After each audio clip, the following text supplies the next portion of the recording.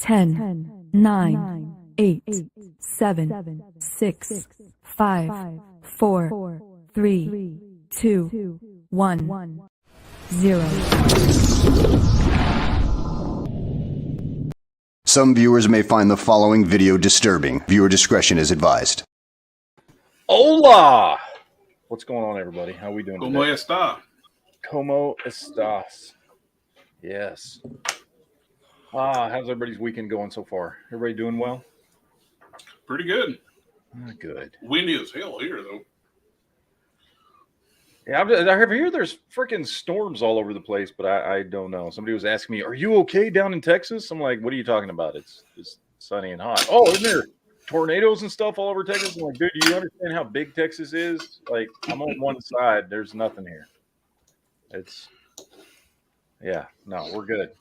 We're good down here. I would love some storms because it would cool off just a little bit, and that'd be fucking great. But, whatever. Anyway, welcome to it. Welcome to the Weekend Geek. We're here to just talk about general geeky stuff and see what the hell happens and have this conversation and say hello to everybody out there in the chat. And, just see where things take us. But since I know everybody wants to talk about it, and Duke is still awake, so we'll start with this particular topic this evening. Yeah. I lasted a whole chat last night, baby. You did last night. I was very impressed. Because you usually don't. So you did. You made it through. Yes. But I want to start with Mandalorian this week, the episode of Mandalorian. First of all, I thought it was a really good episode. Yes. A lot of fun. Absolutely. But the one thing, obviously, for me, that stood out the most was fucking Zeb was in the episode. Duke, you don't know who that is because you've never watched Rebels. No, but I know that it's a big deal. I could tell he was somebody, and I had to look him up. Yeah, and I know everybody was excited, so I was happy for them. Yeah, Zeb was in the episode. Granted, he's only there for 20 seconds. He's not in it something long. like that, yeah. But we've had Zeb. We obviously have had Ahsoka. I think those are the only two so far, right? That we've had from Rebels that I can recall. I mean, we get other stuff here and there, but not any of the main characters. So we had Zeb in it. That jumped out at me. Again, he didn't really have any effect on the episode or anything like that.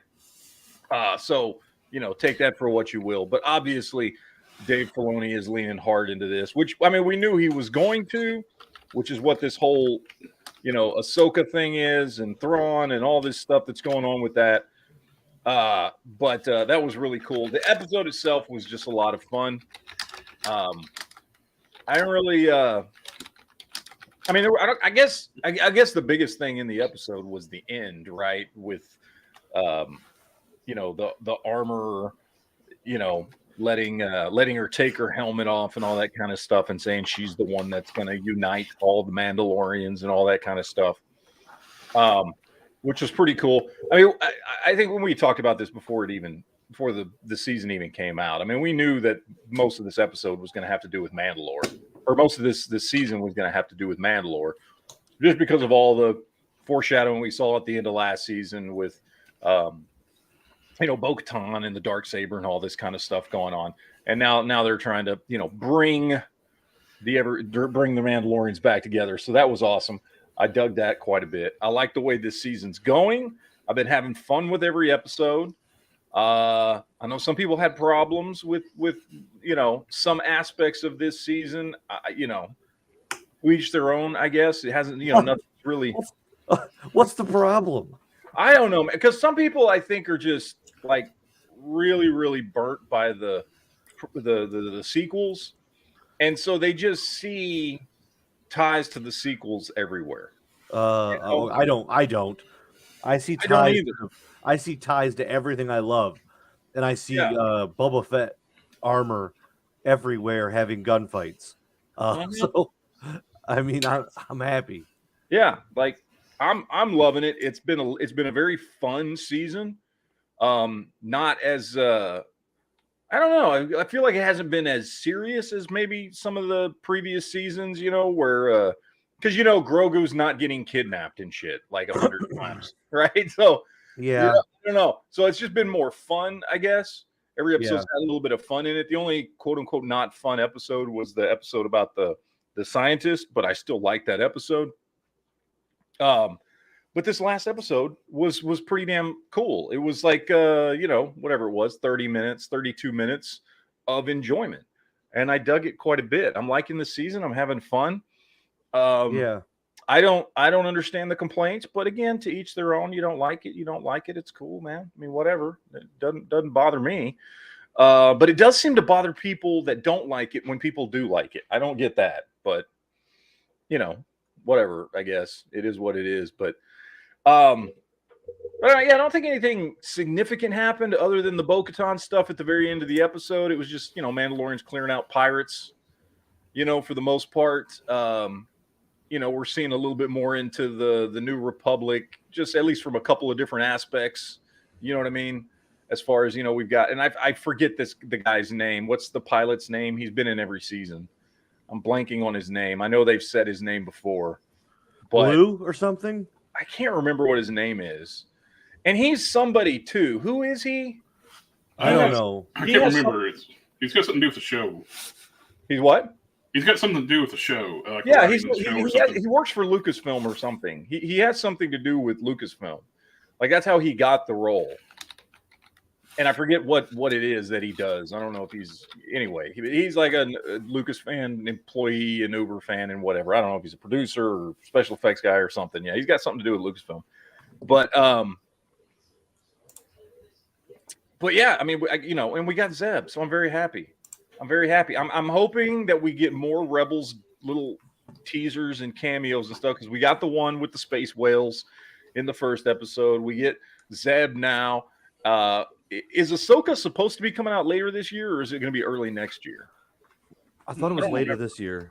Because I had originally heard it was going to be 2023, but okay, you know how that shit changes. So the one thing I didn't like though was, who is the actor that played the commanding rebel guy, or the not rebel, but the New Republic? Oh, the guy from Saturday Night Live, right? Yeah, he wasn't a commander. He was acquisitions distributor. Yeah, I just can't. The only thing I don't like is I can't take that guy seriously. So he's just such a comedic actor. I don't think he was a good fit for that role. But that's so small. Yeah. Well, he's doing what Star Wars has done for a while now. I mean, at least since the prequels, which is they just let people in.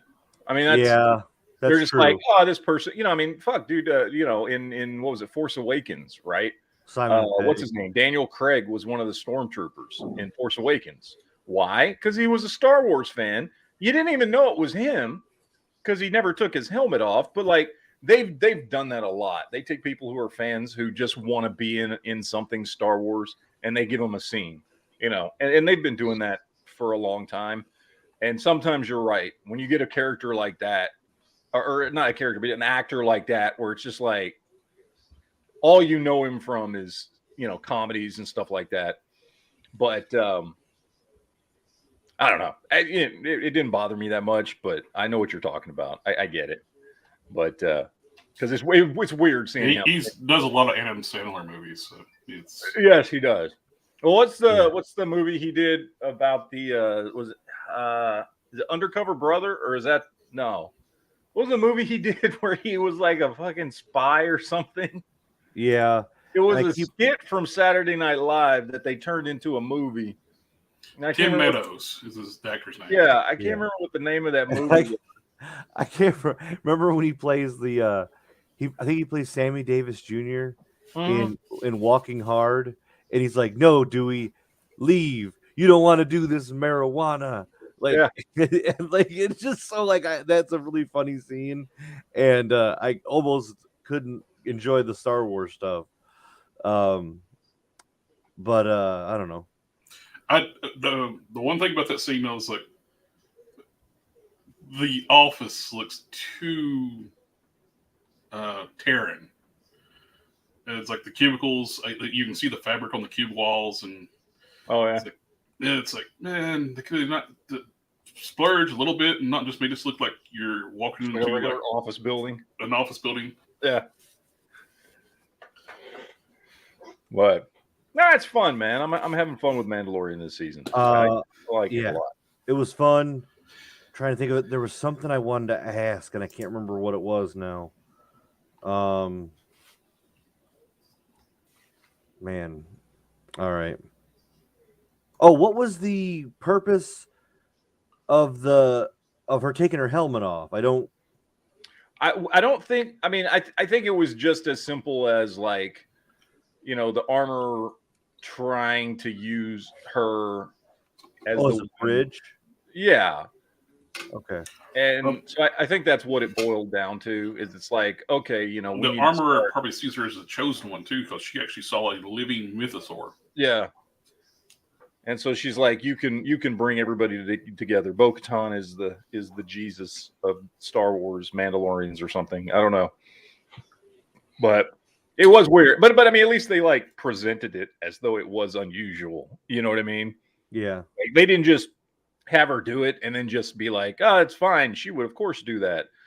They had her questioning it and all this stuff, and all the other Mandalorians are like, what the fuck is going on here? That kind of thing. So, it at least they addressed it in the episode that it was an odd thing for her to have had Bo-Katan do. So, it was fine. Like I said, I think the whole season's going to revolve around, getting Mandalore back. I don't know if they're going to wrap up that whole story in one season, but I think by the end of the season, we'll have like a good foundation for like, okay, this is the beginnings of the rebuilding of Mandalore, and then it'll kind of be from that. And then it won't be the focus of a whole other season probably, but it'll be this thing that gets mentioned. I don't know. I mean, again, if they do more seasons, I'm assuming they're going to. I mean, because like there's endless stories to tell, right? Your main actor doesn't even have to be there. He just basically does voiceover work, except for every once in a while, right? Yeah. So, well, you can travel around, and this is my opinion. This is the golden age. This is what I care about. The post Return of the Jedi world. Yeah. And this is most interesting to me. There's a bunch of stories. So, and you can jump everywhere. And like Baby Yoda needs to like grow up in the next 30 years. So you have a ton of time to play with. Yeah. And I'm just really hoping, and I think just because of what we've seen from Dave Filoni with Clone Wars and Rebels and stuff, Dave Filoni is a huge fan of the books that took place in this time period. It's why he brought Thrawn into Rebels. He was a huge fan of the Thrawn trilogy. He loves all the stuff that was happening at that period of time when we had no Star Wars movies, no Star Wars TV shows, and all we had were books.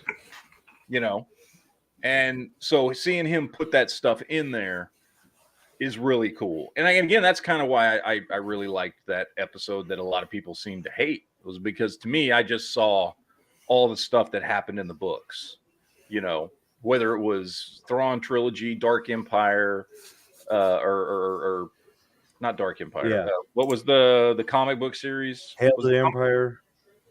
I can't remember what it was, but anyway, all those things that had to do with like clone technology and all that stuff, like I relate that to that. And I guess because a lot of people either forgot about that or, have never seen that stuff because maybe a lot of people, newer Star Wars fans, didn't read all those books back in the 90s or whatever it was. Like all they see when you talk about cloning is they see, oh, that last fucking sequel movie where Palpatine got cloned, and they think that's what it's going to be about. I'm like, well, no, it's not what it's going to be about. Like Dave Filoni wouldn't be writing shit about that, No. So yeah. Well, Palpatine used clones in the books too. So yeah, he did. But it's in those stories, and it has nothing to do with the sequel trilogies. Yeah. Because they're different stories, good stories, well-written stories that made sense and didn't suck. So, that's a very different thing. But anyway, I like it. I'm digging Mandalorian. It's great. Everybody should go watch it if you're a Star Wars fan. I know some people are staying away from Star Wars because of the Disney hate, and I get it. I'm not always a big fan of Disney, but Mandalorian is a solid damn show. But I got to talk about the other thing that, and I said this last week, and Duke, you were upset with me, but I'm going to say it again. Don't do it. The show I'm enjoying even more than Mandalorian is Star Trek Picard. Well, here we go. I'm telling you, this is a damn good show. Another fucking phenomenal episode this week. Like, holy shit. This is the Star Trek I've been wanting for a very long time. And you guys know I'm not a Star Trek hater. I don't hate everything new Star Trek, right? Like, I liked the first couple of seasons of Discovery. They weren't great, but I liked them. I love Strange New Worlds. I haven't hated all the new Star Trek like some people have. But even I miss the Star Trek I grew up with. Everything from like 86 to when did Enterprise end? 2005 or 6-ish, something in there. May have been earlier than that. May have been like 3 or 4. But anyway, I do miss that era of Star Trek. That's my favorite era of Star Trek. Those are the shows I grew up with. So, I have missed it. Even if there's newer stuff that comes along that I don't hate, that I enjoy, that I can watch and get a little entertainment value out of. It is nice to feel like I'm watching the Star Trek again that I grew up with, And, I've said it before, the first season of Picard was okay. I didn't hate it. It was okay. Second season of Picard sucked. It was just bad across the board. There's nothing good or redeeming about it. But this third season makes me feel like I'm watching TNG or Deep Space Nine again. They clearly are not retconning out the first 2 seasons. So they're still dealing with that stuff because that's part of one of the things that was stolen. Yeah, that plays into it.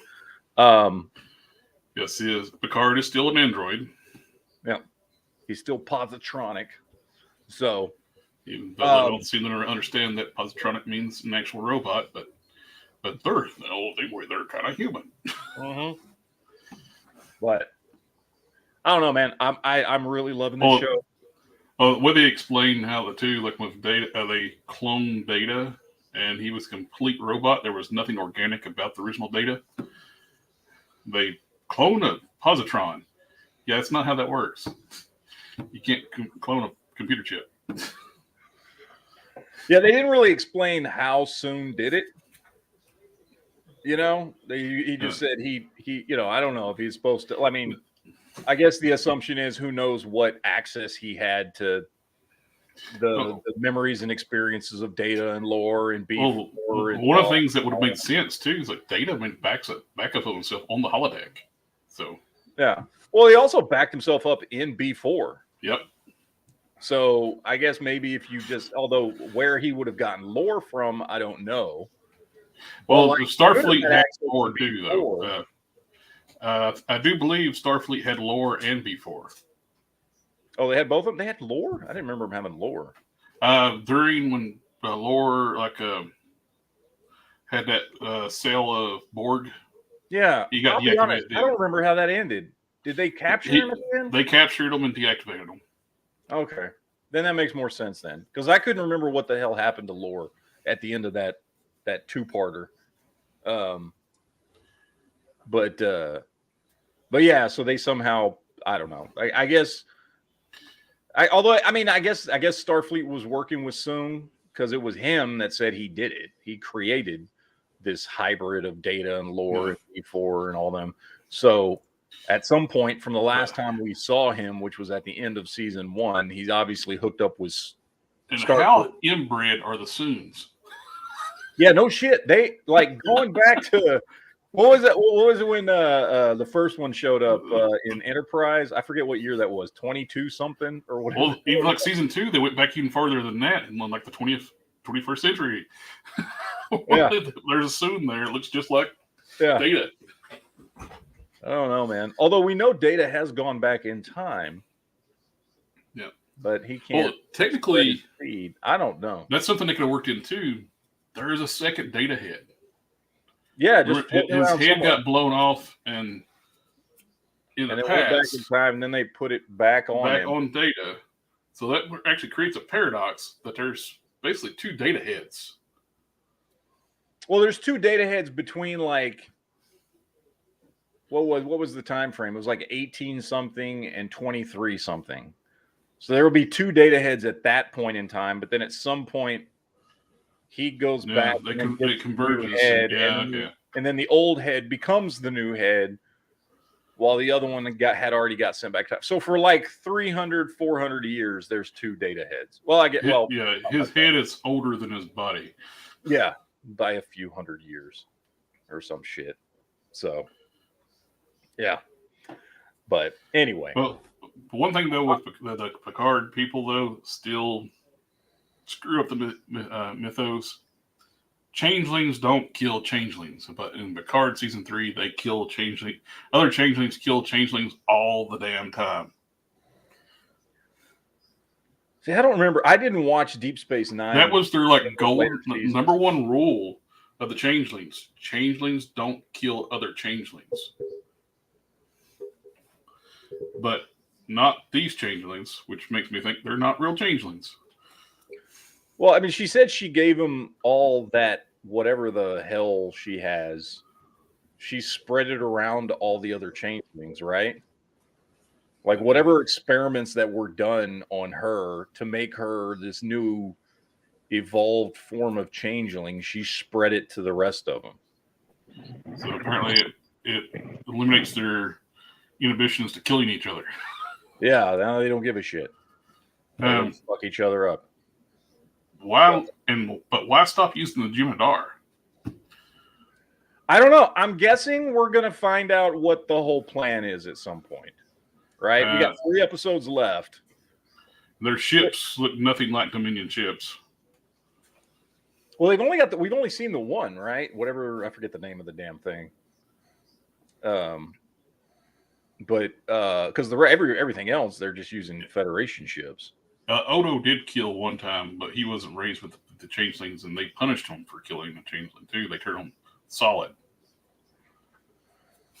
I got to go back and watch those last like 3 seasons because I like spottily watched episodes of the like last 3 seasons of DS9 was like one of my favorites.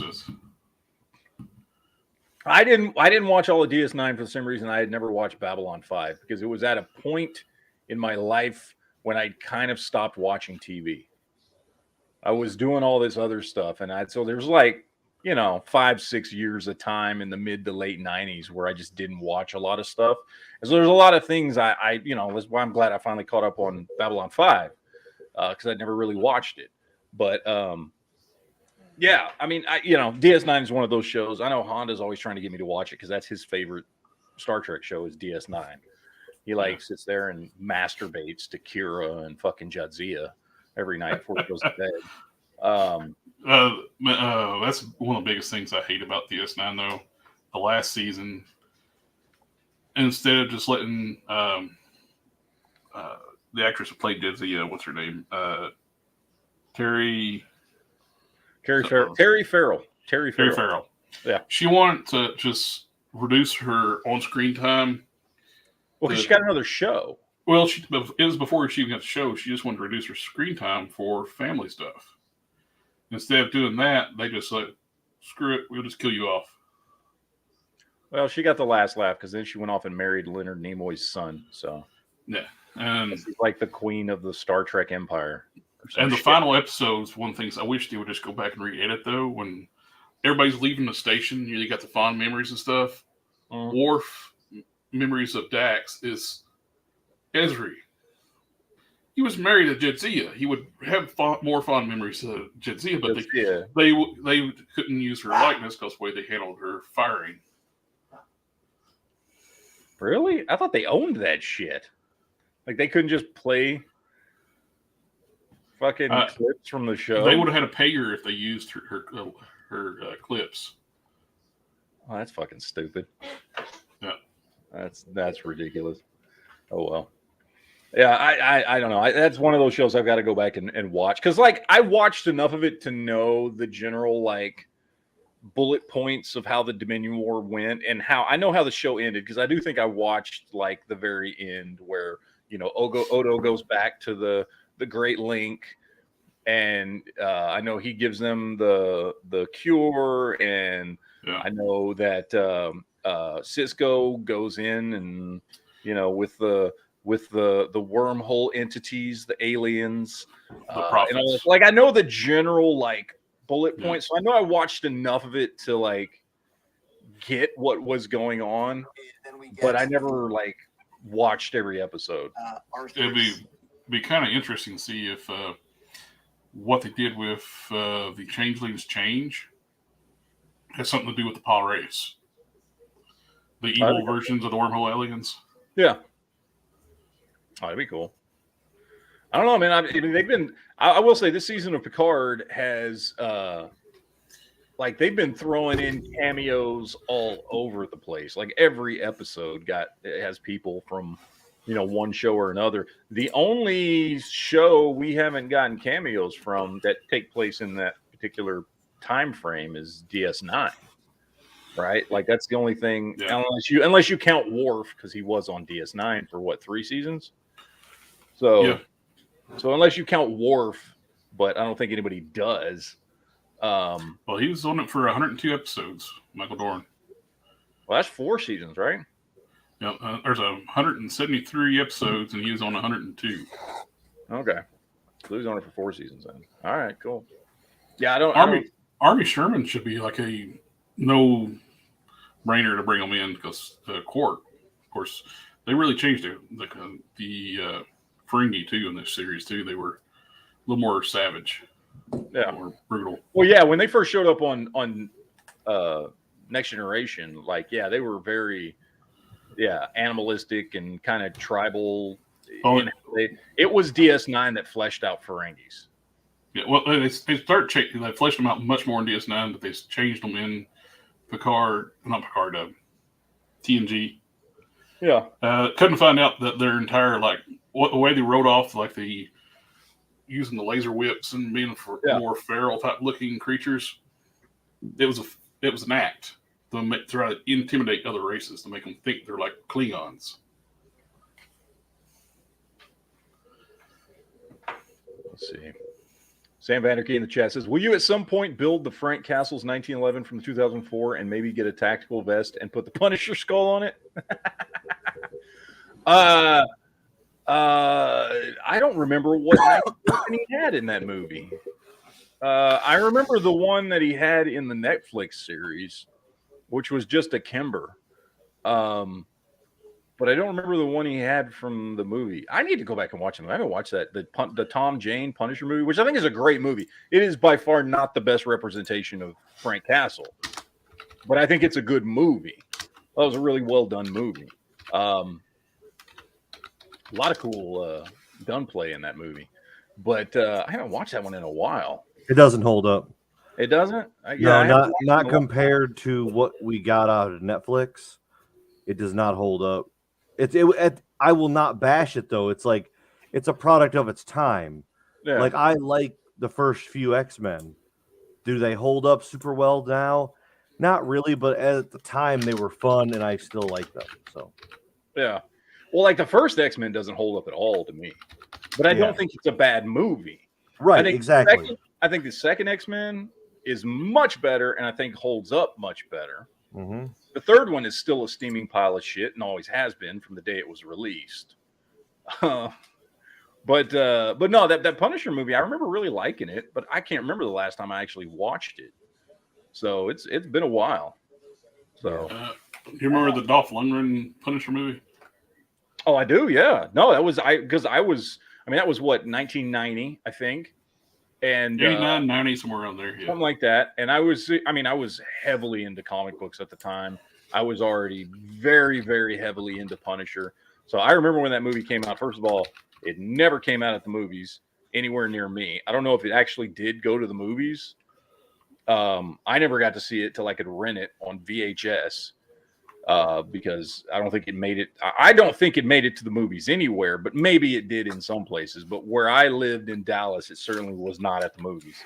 So just Googled it. It's 89 when it came out. 89, yeah. So Gossett Jr. was in it.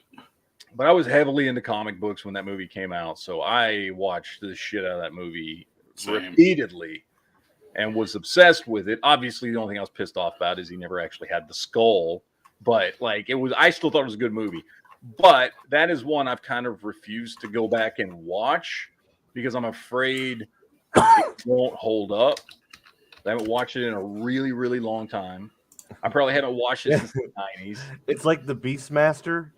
I loved that as a kid, and that was one of those movies that I would rent like every other Friday night, and it does not hold up. It's so bad. Yeah, I should have just left it. That's kind of what I'm afraid if I go back and watch that original Punisher movie, because I loved that movie as a kid. Because leave it. We had like we didn't have anything else. There were no, like, we had Batman. Yeah. We had the Batman movie that came out in '89. You had the Flash. Like, there was no Marvel movies out. There was no Marvel TV shows. Remember the Captain America movie? Oh God, it's kind of crazy to think that that Punisher movie came out the same year as Batman. Yeah. When did Captain America come out? That was like '91 or something. Oh like my gosh! We had the fucking rubber ears and shit. So, and his eye holes aren't even matched up. Yeah, they're too far apart. I've never understood the rubber ears. It's like, I only ever saw that movie. Does he not have ears? Yeah, I only ever saw that movie one time, and I remember it was horrible, even for the time that I watched it, which would have been early '90s. And I've never gone back and watched it again. Do you remember his signature move in that movie? No. He pretends to get sick all the time, several times in the movie, so that somebody would pull over. And they'd walk out, "Are you okay?" And he runs to the car and steals the car. Captain America don't have superpowers, so he's just got to pretend to get sick. Yeah, I have intentionally tried to forget that movie. So I just remember not liking it extremely when I first saw it, which I guess would have been, whenever it was available at Blockbuster in the 90s. I rented it and was like, this is fucking awful. So yeah, I refuse to go back and watch that one again. No, it wasn't good then. I'm not going to watch it now. So now there's 3 perfectly good Captain America movies to watch now. Yeah, that are all great. Yep, I love those movies. I know I've said this before. That is my favorite trilogy of all time, is the Captain America movies. I love those movies. The first one in World War II is awesome. The second one, Winter Soldier, is one of the best comic book movies that's ever been made. And Civil War is just endless amounts of fun. Yeah. So, like, I think it's like a perfect trilogy of movies. And so there's no reason to go watch that old shit, because that stuff sucks. So yeah, I will never watch that. But one thing I will watch, and that I did watch today that I want to discuss. I went to the movies to go see Dungeons and Dragons: Honor Among Thieves. Went to see that this morning. Now, I was of two minds of this, because first of all, I saw the trailers. Trailers looked great, right? Really good trailers, made the movie look really good, looked like it was going to be a lot of fun. At the same time, I don't know if anybody else remembers this, but the last Dungeons and Dragons movie that came out in 2003 or something, I don't even remember, it starred Marlon Wayans and somebody else who I don't remember who the fuck it was god awful. Okay. And there's also been some straight to DVD or VHS or whatever, I don't know, in the 2000s Dungeons and Dragons movies that were god awful. And I am not a Dungeons and Dragons fan. I like fantasy stuff, but I never got into playing Dungeons and Dragons. So I don't have any connection to that world or anything like that. So one hand, bad movies and don't care about Dungeons and Dragons. On the other hand, really good trailers. So I was not sure what to expect going in to see this movie. And so I was kind of, keep myself open-minded. And I got to say, it was a hell of a lot of fun. Like, it was a really, really fun, well done movie. The action was great. The story was great. The humor was perfect in the sense that it had a kind of an air of humor in it with some of the characters, as is evident from the trailers, but it was never too much. You know what I mean? It would never like overpowered anything or felt out of place or awkward or anything like that.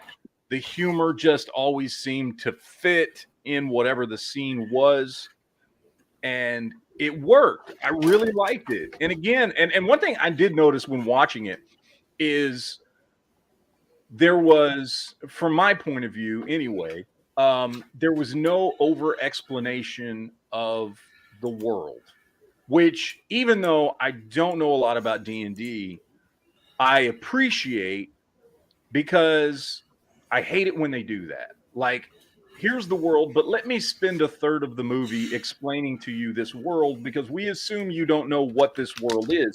It always takes away from the story. And they didn't really do that. You get a little bit of backstory on kind of the main bad guy in like a, I don't know, a 4-minute scene. And that's really it. The rest of the world is just like, well, here's the world we're in. Let's tell the story. And even though, again, I might have appreciated more backstory, it would have, you know, it would have hindered the movie and the flow of the movie a little bit, I think, if they had done that. So what I can say is, if you're into Dungeons and Dragons, you probably saw all kinds of shit in this movie that you appreciated. You know, different characters, different, references to different areas in this world, and different, like, I don't know what the fuck the red wizards are, but I bet you somebody who plays D&D knows, when we got a little bit of understanding of who they are. The big fat dragon, I don't know anything about it, but obviously it's something that somebody knows about. It's a reference to something. There was also a cameo, actually a couple, over the course of like 10 minutes, from the characters from the Dungeons and Dragons cartoon from the 80s. Like, they're in the movie. And you can clearly see them. They're on screen and they're there, which I thought was cool because I used to watch that show. So you get them in the movie. You know, they don't really add anything to the movie. They're just like there at the same time as the characters, the main characters of the movie, are doing some stuff. They're there doing stuff at the same time. And those D&D figures are pure garbage. Yeah, I've heard they're crap. I haven't picked any up, but I've heard they're crap. But I don't know. I don't know what it was. Like, I remember I liked the show as a kid, but when I saw those figures, I was like, it just wasn't anything that really did it for me. I love the NECA ones. The NECA ones are awesome. Yeah. But if you want to get D&D figures, buy the NECAs. The only Hasbro one that I looked at that I thought looked cool was the what do they call it? The owl bear thing that they just dropped the pre-order for. Oh yeah, the creatures look kind of cool. Yeah, that one looked pretty cool. The eyeball thing reminds me of something from Doom, the video game Doom. Yeah, like some of the creatures look really cool just because you could put them in a display with anything. They don't have to be with those Dungeons and Dragons figures, but yeah, as a movie a whole, without take out the aspect of it being from a board game, for someone that wasn't into D&D much at all, how was it? The movie, was it at least worth watching as a movie? It was a hell of a lot of fun. Yeah, it was a great movie. I loved it because, again, I'm not into D&D. I've never played D&D. I don't know hardly anything about the D&D world. I the only D&D game I've ever played was a video game. Shit. What is it called? Is it Baldur's Gate or something like that? A computer game I remember playing once. So I know very little about this stuff. I'm not a tabletop gamer or anything, and I had a lot of fun at this movie. So I can look, if you just want to see a fun fantasy movie that's got good action and like good humor that fits, that doesn't feel like it's being forced in, and humor that doesn't take you out of whatever the scenario is that the characters are in at that time. Like it's a fun movie to see. I'm glad I saw it. I had a lot of fun. My wife loved it. Like it was just good. It was just highly entertaining. Very, very entertaining movie. Good story, good characters. Chris Pine does a great job playing his character as like, he's playing I suppose there's a name for it. What the hell you call it in D&D? I don't know. There's a name for his type of character, but he's essentially like a thief who plays the lute and makes the plans, but really isn't a good fighter or anything like that. I know zero about D&D. Never have played it. Never cared for it. Wasn't even that big of a fan of the cartoon.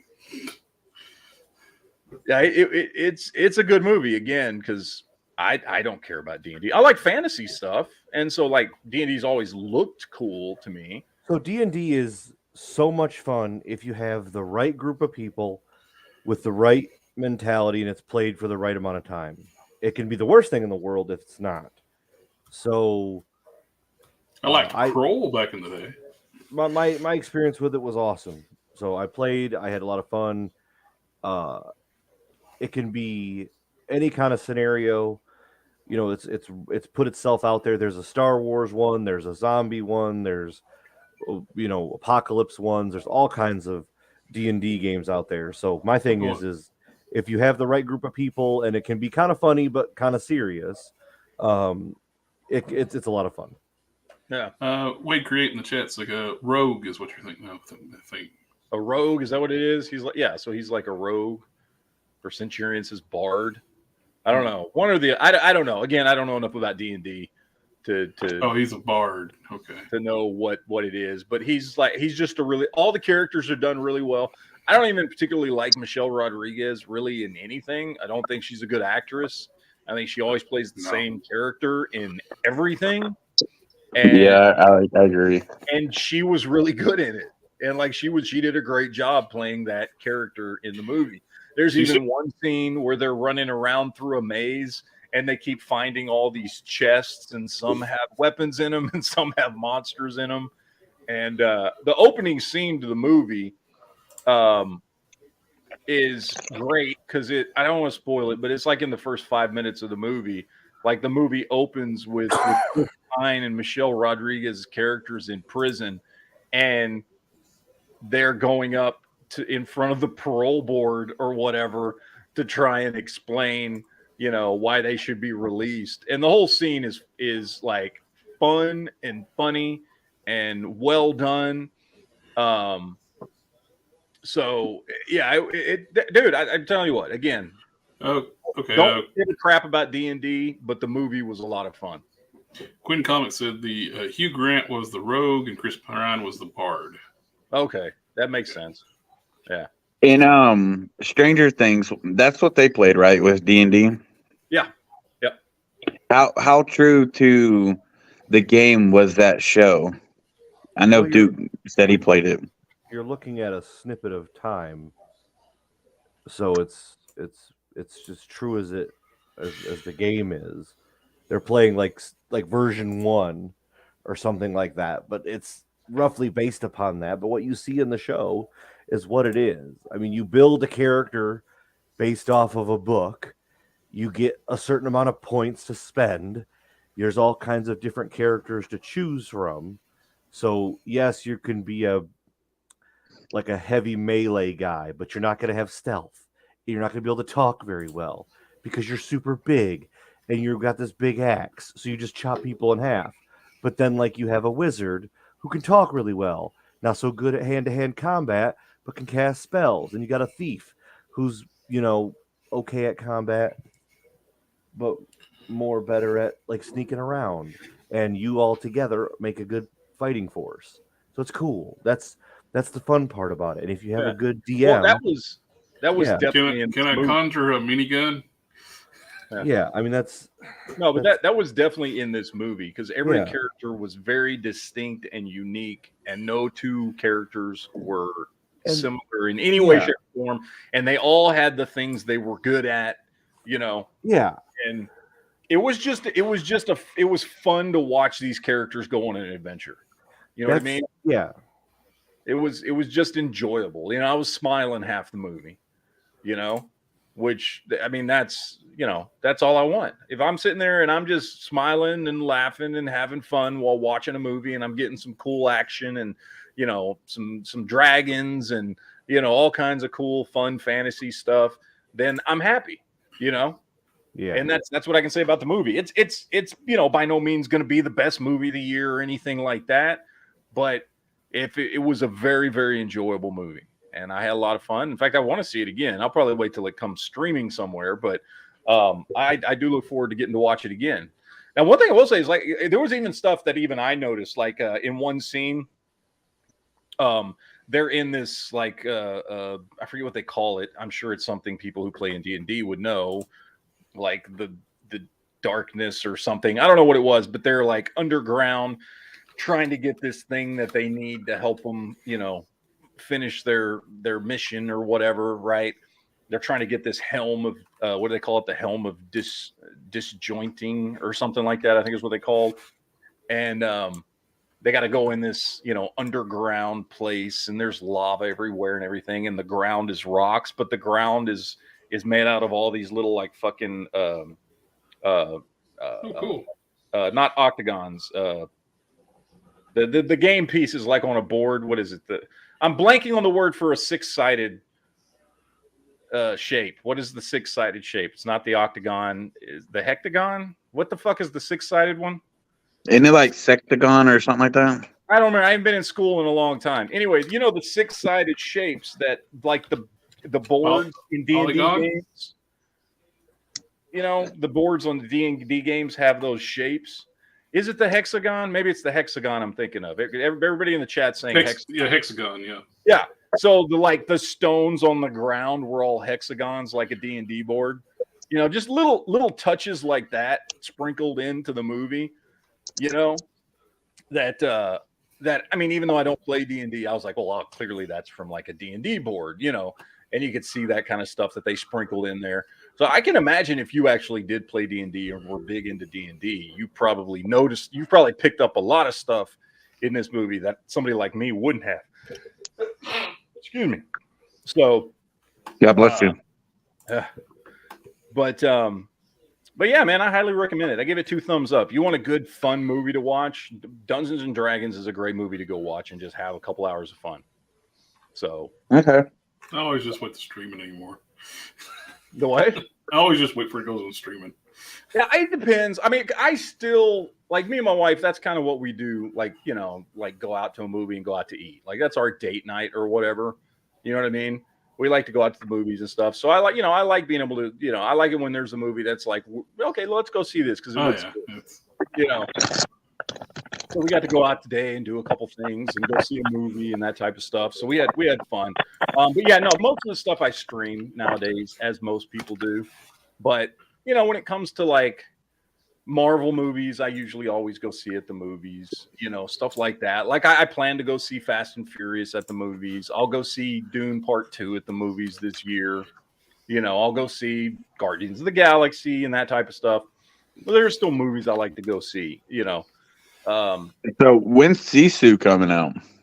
I don't know. I don't know if it's coming out. It was either April or May. I don't remember. So I can't remember. Dude, that looks fucking awesome. Yes, Sisu looks great. Definitely looks good. Like, yeah, it looked awesome. And again, this was a movie I had never heard of, and it wasn't until last week I go to see John Wick, and it's just a trailer in front of John Wick, you know. And I'm usually pretty good about it because I'm subscribed to several channels on YouTube that do nothing but play trailers of upcoming movies, and I had never heard of this movie.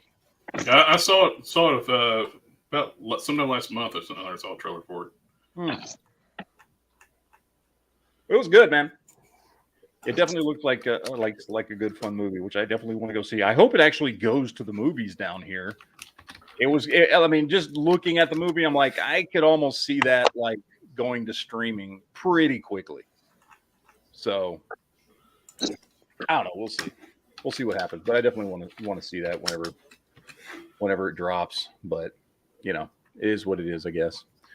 I want to Duke. I got a TV show for you. Okay. And I don't know. We talked about it last week, but I'm gonna talk about it some more because I will say it.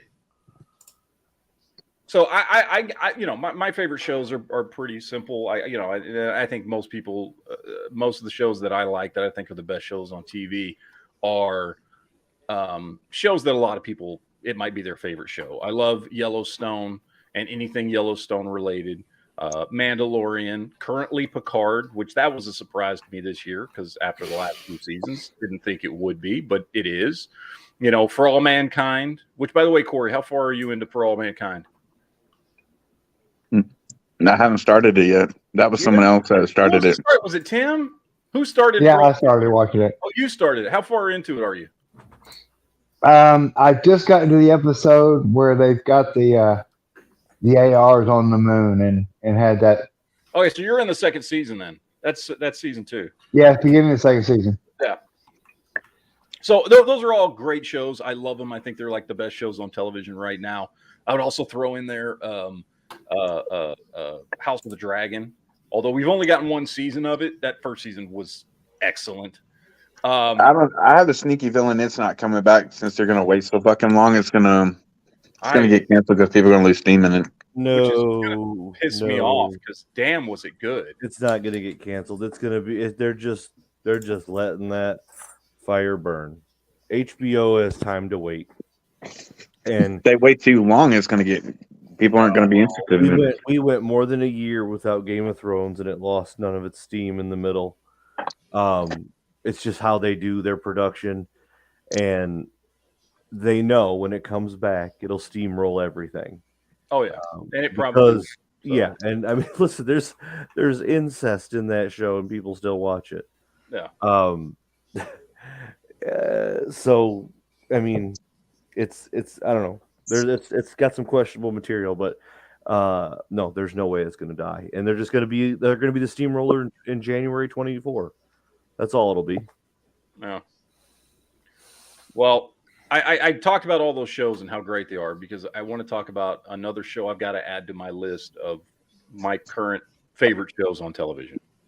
I don't know if anybody in here has watched it yet, but we're currently in the middle of the 3rd season of Ted Lasso.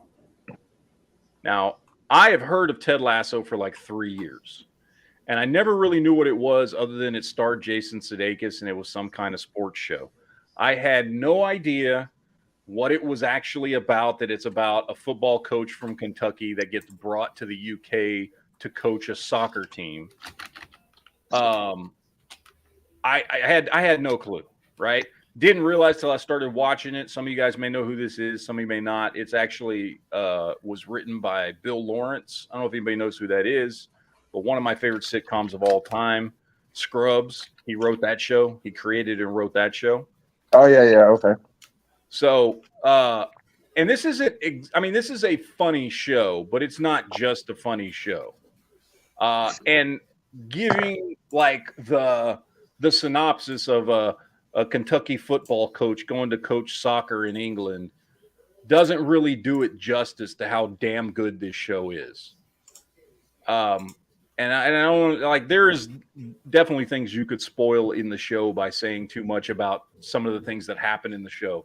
So I don't want to go into it, but it is definitely something I recommend everybody check out because it is an extremely entertaining and extremely well done show. Like, I thoroughly love this damn show. I just started watching it a few weeks ago because I was like, you know what? I'd never seen this show. I hear people talking about it. I know like the show's gotten some awards and stuff, but then McFarlane put out his Ted Lasso fucking figure, or he announced that it's coming out. There's a Ted Lasso figure coming out. And I'm like, okay, maybe I need to watch this show to see what's going on. If McFarlane's putting out figures of this dude, like, was it like their toy maniacs or something like that? Yeah, movie maniacs. Movie maniacs. Yeah. So I'm like, I gotta check this show. I know a lot of people got upset when they revealed like the figures. They were expecting like horror stuff, like the old stuff. Yeah, and we got the only ones I remember is Ted Lasso and the Wicked Witch of the West or East. East is it West? I don't remember. Whichever one. Those are the only two I remember. I can't remember the other ones. So, but yeah, this show is damn good. It's I don't know what else to say. I'm trying not to say anything that might give anything away, because even like giving away the reason that he gets called to England to coach a soccer team is a spoiler for the first season. So I don't want to get into that. Like, I'm trying to not spoil anything because I know probably a lot of people want to watch it. Because for one, it's on Apple TV Plus. Obviously, that's not where I watched it because I don't have Apple TV Plus. I watch it on a certain little website where you can watch stuff like that. Okay? But highly recommend the show. It's a great show. It is a lot of fun. It is funny. It's got heart to it, which a lot of shows nowadays don't, in my opinion. And it's got a lot of characters in it that you like really come to give a shit about those characters. So highly recommend it. I know I talked briefly about it last week, but I'm going to keep talking it up because it's fantastic. Absolutely love the show. Let's see, what is this? Library Garrett dropped in a super chat. Washington passing new law. I bought transferring 3 guns, one of which is a threaded barrel Glock. LGS says if it gets signed into law, I can't release me even though I paid for it. Well, that's fucking stupid. What the? Okay. Well, that's not what tonight's chat is about, but that is fucking stupid. Quinn Comics says the McFarlane's new movie Maniacs are more like statues. So Harry Potter, then Wicked Witch, Bugs Bunny, among the revealed. So Todd going back to what he was doing, where they partnered. That's what I was getting ready to say. The Todd going back to old Todd, making statues. That's what he's doing with the DC Direct now too. He reissued some of those DC Essentials like you picked up with the deceased figures. Yeah. But he's mainly going to use it to do DC statues. Okay, I got to address the Library Garrett says it was a package deal. I didn't want it anyways. Would that give me or the seller legal grounds to challenge? I mean, maybe. I don't know. Honestly, I don't know Washington's laws. So potentially, I don't know. We'll get more into this on Monday, guys. Mr. Garrett, if you're around, Garrett. I know you got a job and all that. Fucking job, but so I was looking at the Paramount Plus about signing up for it. It's like I don't care about. They're like trying like your perks. I don't care about soccer. Oh yeah, and I don't care about I don't care about CBS News. I don't care about the local CBS. I just want the movies and the shows. All right. We'll give you football and soccer. Like, Speaking of Paramount, I thought Yellowstone was on Paramount. Well, the old seasons are. The new season isn't. So the new stuff is on Peacock. Peacock.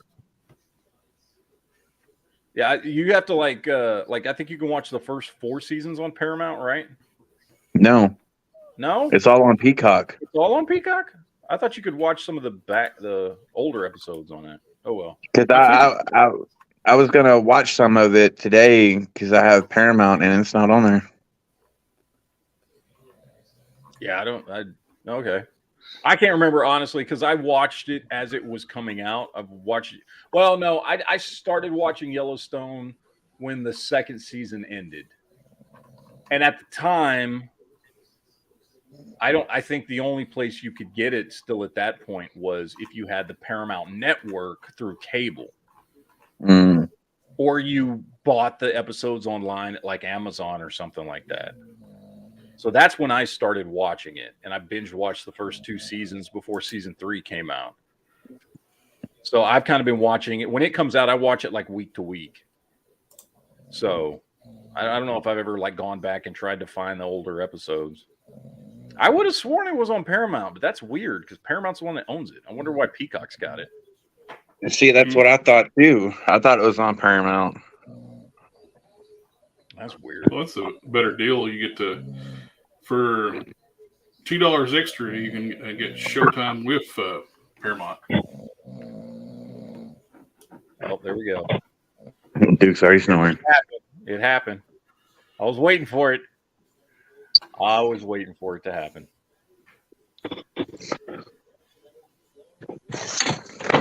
Sleepy time with Duke. Uh-huh. Oh, I forgot our background music here. Hold on. Okay, here we go. Sorry, I forgot the background music, guys. I love my new background music for the chats. I just spent the last hour without it. Yeah, I think that one of the main reasons I'm thinking about Paramount is the Tulsa Kings. Queen Comments was talking about that. Yeah, Tulsa King's really good. Really good. I like that. It just sucks because I wanted more. I mean, I gotta wait another year for season 2, but it sucks when you like. I don't know.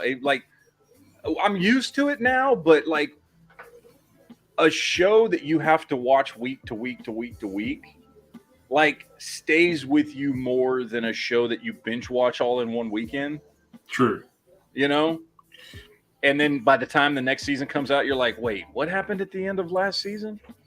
And you gotta like a lot of times what me and my wife will do when the new show comes out, we'll like rewatch the final episode of the previous season just to like remember and get caught up on how it ended. But which we did that when that Luther movie came out last week or week before or whenever it was. Because I was like, because Luther hadn't been out for like 4 years, like since the last season came. Yeah, what was the last season? And so I was like, I could not remember anything with that. Like we had to go back and rewatch some stuff because I was like, I don't know where this. I didn't remember that he had gone to jail, that he had gotten arrested and stuff. I forgot that what's her face had died. Like I forgot all kinds of crap. It had been years since we'd gotten anything from Luther. So yeah, I had to go back and watch that stuff. But that's what I don't know. I mean, it's it's fun to binge watch something, but at the same time, like Nick, it's detrimental. You don't remember it a year later. So, like, yeah, you're just kind of like, oh, okay, I guess. But circling back to Mandalorian, I was so glad when I seen Captain Karzan, whatever that's his name, the rebel pilot captain. Yeah. Somebody finally distrusting Ella, the former Empire officer. Yeah, no shit. Like, y'all know who she is, right? It's like you didn't see the light at all. You were captured. Yeah. Well, yeah, because like, I mean, I know they're like portraying it as like, oh, you're in the, which by the way, in that one episode, sounded very Naziistic, like re-education camps and shit that they were putting former Imperial officers and shit in. I was like, damn. I mean, it's either Naziistic or that's like Hillary Clintonist because she had the education camps too. Yeah, it's just like, yeah, she wanted for conservatives though. It's fucking crazy, but whatever. I mean, yeah, but. He knew last week's Paramount played season 4 and season 5 back to back. Oh shit, they did. Later people, chat's being ignored anyway, going to bed. No, don't go away. We're not ignoring the chat. It's okay, Enoop. I love you. I'm paying attention to the entire chat except for Enoob. Wow. I don't think that's what he wanted. Oh, and I did a little bit of like internet database on Dungeons and Dragons. Venger was voiced by Peter Cullen, Optimus Prime. Oh, really? I didn't remember that. Oh, that's cool. Devin out in the chat says, what's the name of that website? It's fmovies.wtf. No, I thought it was meatspin.com. Meatspin? No, not that one. That's a different one. Different kind of movies. I saw somebody like pose an interesting question on The Mandalorian. What if the armor ends up be revealed to be as Sabine? I mean, that would be weird. I don't know. It would be weird because she was such a different type of character. Yeah, she was very, and I think that only came up because Zeb showed up in the episode. Yeah, I mean, like, yeah, I wouldn't like that because I mean, first of all, the armor has kind of, I mean, she's kind of been portrayed as like the leader of these Mandalorians, and you know, we're basically only a what I think I heard Filoni say that the 3 seasons of Mandalorian, what we've seen happen in these 3 seasons have taken place over the course of about 3 years, give or take. Oh no way! Queen Comics said Frank Walker, the voice of Megatron, was the voice of Uni from Uni the Unicorn. It is Megatron. God, that was what was it? The Last Unicorn or whatever, or is that the? Oh, you're talking about from Dungeons and Dragons. Oh, yeah, dude, I was thinking of that stupid unicorn movie. Okay. No, but is that new Dungeons and Dragons movie worth checking out? Is it any good? Oh yeah, dude, I had a blast. It was they've already revealed the actress that's going to be play Sabine. Yeah, she's going to be in the Ahsoka series. I don't know why they don't get the actress who played the voice. Like, she's an actress that I've seen in many things, and she looks like Sabine. So I don't know why they don't get her. Yeah. So I don't know, man. That last going back to that though, that last Dungeons and Dragons movie was horrible. Was god awful. It was terrible. It was like corporatized. It was not well received. And then I watched the previews or whatever for this one, and it actually looked pretty good. It looks like it had some humor. It looked like it was like a good time. I want to check it out. I was just seeing it. Yeah, me and my wife went and watched it this morning. It was great. I loved it. Oh no! Did you check out the chat? Peacock 45 passed away today. What? That's got to be bullshit. I got to look that up. Hold on. I mean, it wouldn't surprise me, but also it wouldn't surprise me if someone was saying that in the chat to be snarky. So either way, it wouldn't surprise me. Why do you have porn music playing in the background? Because I love it. Fucking great. Well, it says I don't see anything. I just got him.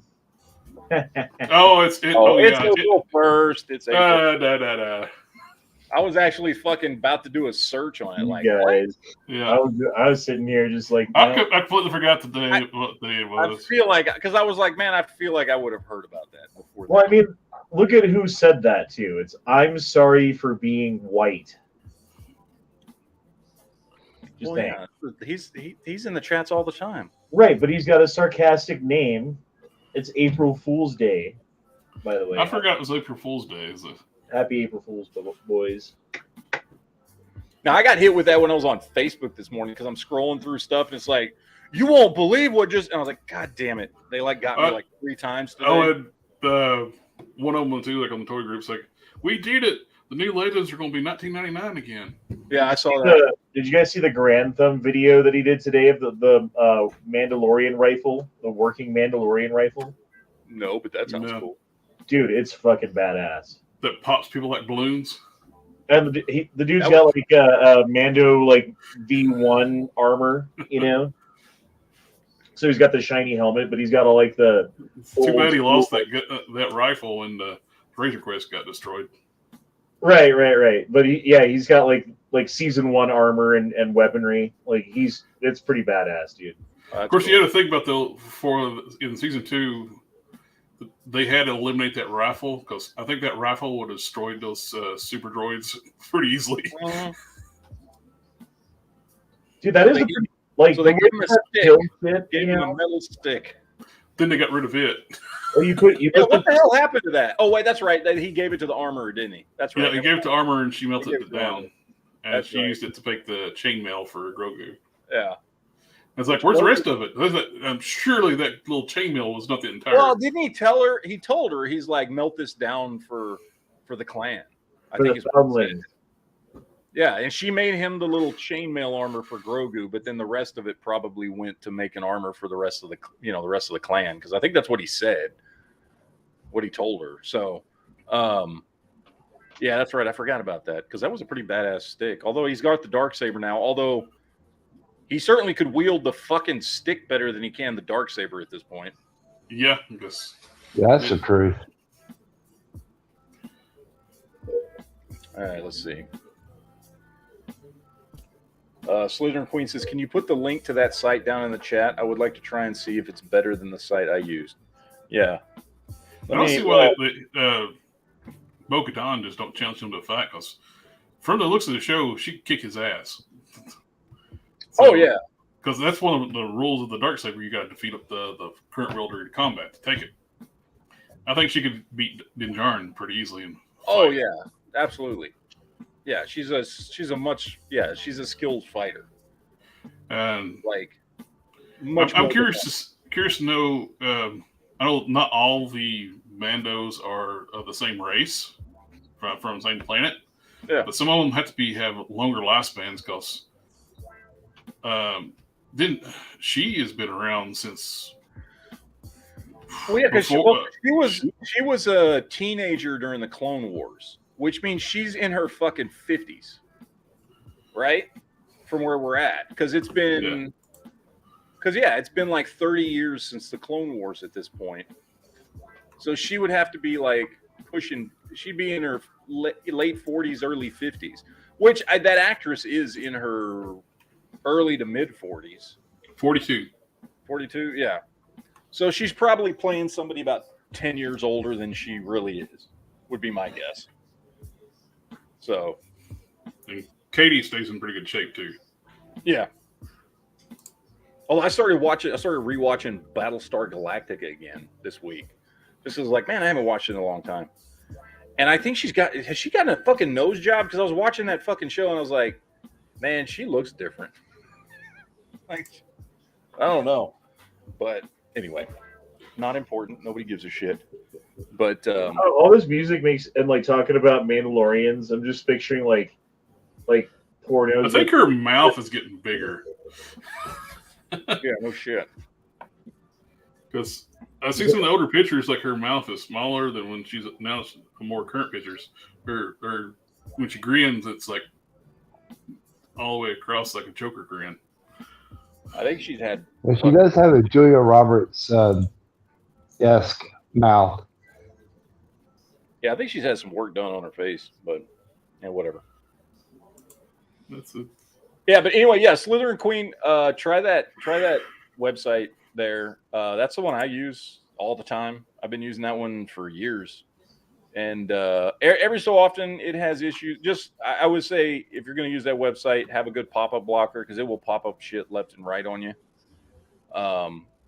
So just be aware of that, which I'm used to it and doesn't bother me. And I've also got a fucking security software that blocks pop-ups and all that shit.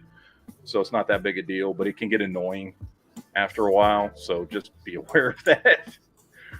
But that's where I watch a lot of stuff. Like, I mean, like I said, I watch Ted Lasso, but I don't have Apple TV Plus or Apple Plus TV or whatever the hell it's called. So, but you can see a lot of stuff there, all the movies and everything. Like they did, in fact, that goes to something else I just watched last night or night before last night. No, it was last night. I watched Creed 3 because they just dropped Creed 3 on that website.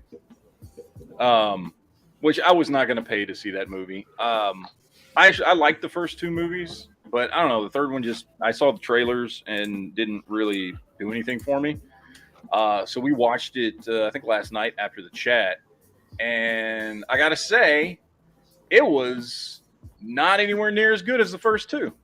So I'm glad I did not go to the movies to see it. Like, it was okay. But I think part of the problem was this fucking Rocky wasn't in it. Like, he's not in the movie at all. And, because he was in the first two. And a little bit, you know what I mean? Like, yeah, he's not in the movie at all. And that made a difference. I think Rocky should be in these fucking movies. And, it was okay, but it was a very predictable movie. Like, within the first 10 minutes, you can tell exactly what the end of the movie is going to be. and what the points are that are going to happen in the movie. It's a very predictable movie, and it's only okay. So I would not recommend anybody pay to see that fucking movie. So, like, even if you liked the first three or the first two, which I did, I liked the first two, but I thought the first two were way better than this one. So, yeah, I'm glad I did not pay to see that movie. So it would not have been worth it had I gone to the movies to see that fucking movie. So, you know, like I didn't hate it, but it was disappointing compared to the first two. So, just my opinion, but you know, y'all can do what you want. I don't know. Another movie I watched this week, which is also on that website, called Tetris. I got the website pulled up. It's like, yeah, I just saw that. I watched the movie. Fuck, I may have been yesterday or maybe been Thursday. I don't remember. Anyway, and it's the story of the guy who. Well, it's the story of the guy who created Tetris, who was like a Russian computer programmer, and the story of the guy who like found Tetris and did all the shit he had to do to make it a worldwide phenomenon, right? And get it to Nintendo and get it on the Game Boy and do all the stuff. And the movie itself is like all about that, trying to get it. Starts with, you know, right when Tetris is created and ends right when Nintendo gets the rights to Tetris to put on the Game Boy. And I looked this stuff up as I was watching the movie because I wanted to know how accurate it was to what actually happened. So I was like Googling stuff to the movie and the story of Tetris and the story of this one guy's name. His name is Hank. Fuck, I'm blanking on his name. Hank Roberts, I think, is the guy who found Tetris and did everything he could. And then I forget the Russian guy's name. But anyway, they actually now together. Hank Rogers. There you go. They actually now together to this day still own Tetris Enterprises, which is still one of the most popular games in the world today. And they're both. It's a weird name. It's not Hank. It's Hink. Yeah, well, because he's Dutch. He's a Dutch dude. Anyway, so I was looking this stuff up as the stuff's going through, and like the stuff they're describing in the movie is like accurate to what happened. Like literally, we're having to fight in 1989 before the Berlin Wall comes down. They're like fighting with the Russian government and the KGB over this fucking video game, trying to get the rights to make this video game. And, you know, also like he's trying to help the guy who created it because he wants him to get credit. And like one of the very beginning of the movie, that's like, you know, I don't own this. He's like, what do you mean? You created it? And he's like, well, in Russia, people don't own anything. That's communism. We don't own anything. And so like the whole movie is just about the struggle it took to get this game released in the rest of the world in the midst of like Russia about ready to crumble, you know, and collapse, and everybody, including people in the government, people in the KGB, like out to get their own and try and, you know, grab onto something before everything collapses. It's a really good story in how it happened. And the movie itself was really good. It did a really good job of telling this story of how Tetris became a phenomenon like it did. And it was really well done. The main guy is the guy, I'm blanking on his name. The guy from Kingsman and a bunch of other stuff. He plays Hank. And what's the Eccleston or he's the guy that people on like chat forums and shit are always trying to say should play the next Wolverine. Yep, Taron Egerton. Taron Egerton. Yeah, there you go. Yeah, Taron Egerton. He plays Hank, and then the guy who plays the Russian, I don't know who that actor is. He got jacked for something other. I don't know what role it was, but he did. He got fucking huge, which again prompted people to think he was training to become Wolverine. Yeah. But then he didn't. So I don't know what the hell's going on with that. But I think he'd make a pretty good Wolverine because he's a short little dude. Like, he's not very big. I think he's only like He's 5'8". better size to be Wolverine. Yeah, because he's only like 5'8". He's not a tall And he's dude. a really good actor. He can get really jacked. Yeah. So I think he'd make a good Wolverine. But plus he's a really good actor. So yeah. Everything I've ever seen him. In fact, my favorite thing I've ever seen him in was have you ever seen Eddie the Eagle? Oh yeah, that's good. I fucking love that movie. The movie, by the way, speaking of Wolverine, he's in that movie with Hugh Jackman. But that's a fucking great movie. If nobody's ever seen Eddie the Eagle, like, highly recommend that movie. Well, I did hear Dread 2 is back in production with Carl Urban. Oh, that would be awesome. I hope it's good. That's the problem when something comes out that long after the original comes out, is you got to wonder, okay, will it be good? With Dread, I think they can pick up pretty easily. I think they could, but like the question is like, okay, now who's involved, right? Like when you get a sequel fairly quickly after a movie comes out, you can be pretty much guaranteed that you're going to get probably a lot of the same writers, maybe the same director, all the same producers, all the same actors. When it's been over 10 years, then it's like, who, are the people writing this? Are they going to be good? Are the people producing it going to be any good? Did they get an actual good director? Did they get the original director, or they just get somebody else? Like, I want it to be good because that first Dread movie was fucking awesome. It took a long time for it to really build an audience, though. For some weird reason, that was one of those ones I saw at the movies the weekend it came out, and I loved it. I thought it was great. Yeah, it's a fantastic movie. That was the movie I saw, and I know I've talked about this before, but that's the movie I saw where I was like, oh, dude, Carl Urban could play Batman.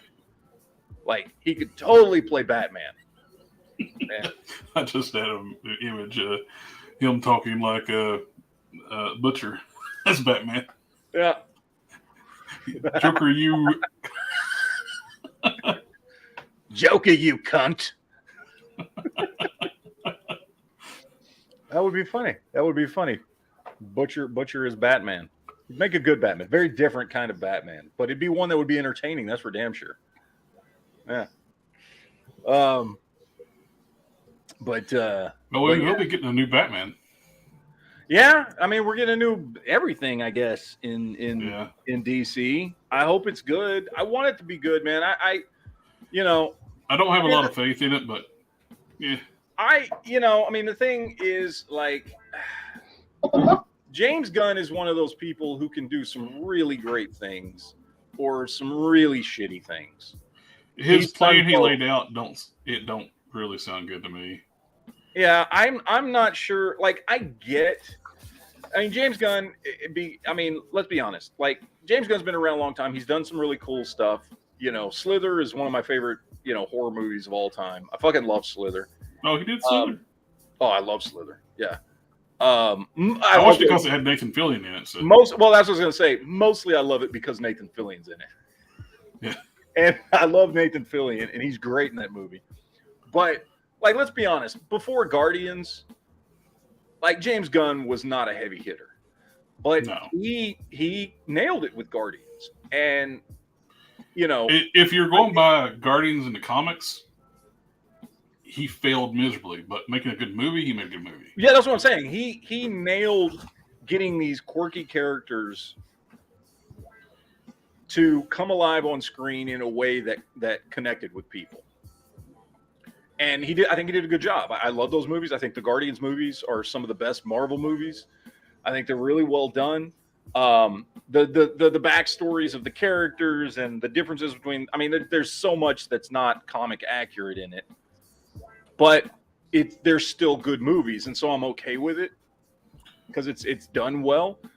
But Ronan was way butchered in the movie, but yeah. Like he's not even close to the way he's in the comic. He actually has a personality. He's not a religious zealot, and he's not a disciple of Thanos. Yeah, and he's actually has a personality in the comics, which they left out in the movie. But he's the world's champion. He's not a religious zealot outcast. But like I can say that if you look at that movie or you look at the Suicide Squad, I think are two times he was able to take kind of, for general audiences, really quirky characters and ideas that I think would have been very difficult to make work for mainstream audiences, and he made them work. And so I think he's got a way that he can do that. The problem is I think he's trying to, if you look at the slate he laid out for DC, it feels like he's trying to do that too much with mainstream characters. Like he's trying to look for the quirkiness in the characters, or just straight out go for quirky characters. Of course, though, with Suicide Squad shows, he won't do no research on the characters. Oh yeah, no. The Mongal is a freaking tank, and she got shot and killed in that first opens. She was the distraction team, but she could have soloed the entire mission. Yeah, dude. Side note: she's a Superman level character, villain. Side note: have you guys tried Pepsi Nitro? Never heard of it. No, I never even knew that was a thing. So it's like if you get like a Guinness, it's got nitro in it instead of fucking just regular air or carbon dioxide or whatever. It's nitrous oxide, or I forget what it is exactly. But they've got Pepsi with that same shit now. 10 out of 10, dude. Get it to the store. All I'm saying is, like, if you see it, get it to the store. Stop looking at me like I'm some strange northerner. We can't. You've been living in that high altitude too long, man. Yeah, that's what it is. You've been depriving yourself of things of the outside world because they're scary for too long. Yeah, the Queen Comics makes points like directors can only do what the studio executives let them do. Yeah. I will not have a conversation and try to debate whether or not James Gunn has accurately depicted characters from the comics.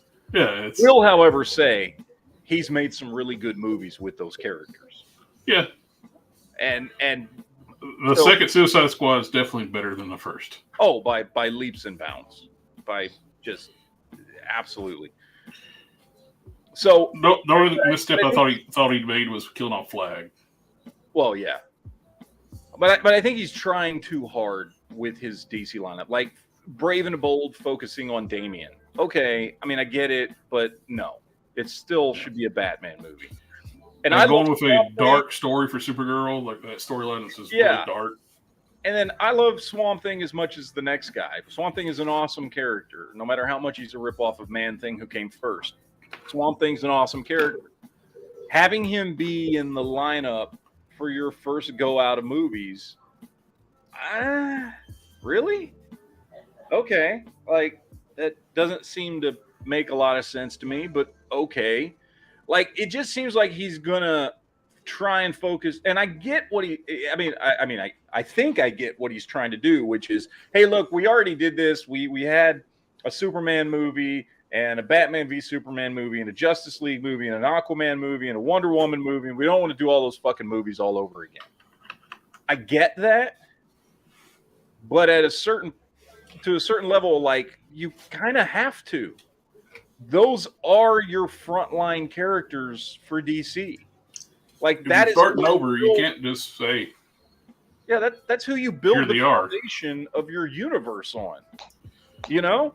Yeah. And I get maybe like, okay, the last couple movies that came out were, Wonder Woman movies and Aquaman movies. So we'll stay away from those two.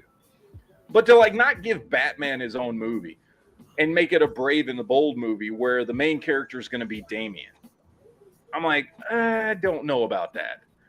Where it seemed like, at least from the description I saw of it, the main character is going to be everybody but Batman in this movie. And when you say Brave and the Bold, I think of that really good cartoon series. That cartoon series was great, by the way, with was it Diedrich Bader doing the voice of Batman? When I first I was like, no, that's not Kevin Conroy. That's not the right voice for Batman. Then he did a phenomenal job. Yeah, he did a great job for that Batman. That was a really good show, by the way. Like, if anybody's never seen Brave and the Bold, Which, what was that? That was from what, 2012, 2014? Maybe. It feels like it's been about 10 years since that show came on. It was so damn good. Yeah, it was great because it was like sounds like a soap opera. Like it was like a perfect beautiful mix of the DC universe with I don't want to say adult humor, but like not adult type, not like it had a golden age feel to the stories too. Yes, but it had a level of humor in it that worked, and it wasn't like kids humor, like the sands. And it actually had a musical episode. I didn't mind. Like the sands of Music time. Meister. These are the days of our lives. I mean that too, but that's a soap opera, and soap from the name of it anyway. I know nothing about the show. I'm just being a naysayer. I'm sorry. I'll stop. That episode with the Music Meister, I love that episode. There was a lot of good in that show. Plastic Man was so good on that too. Isn't that show on HBO Max? I think if people want to like, probably is. I think it's on HBO Max. I think I've seen it before when I flip it through. But yeah, that was a good show. And but even then, like, that was a Batman show. Like, it was Batman teaming up with people, because that's the point of Brave and the Bold. Was for anybody that read the comic back in the 70s, like Brave and the Bold was him. Like, each comic he teamed up with different people, but it was always a Batman focused story. And so again, I do trust James Gunn to make good movies most of the time. I don't know yet if I am, we'll wait and see. It's not like I'm not going to go see these movies. I'll go watch them. I want him to be good. I hope he does a good job. I want a good Superman movie. And if they're going to do Swamp Thing and Supergirl and all this stuff, I hope they're good movies. But I just don't have a lot of faith right now. We'll see. But then again, I mean, look, out of the movies they've been putting out since Man of Steel came out in 2011, I think Man of Steel was. No. Like, only half of them have been any good. And that's just my opinion. Some people don't like hardly any of them.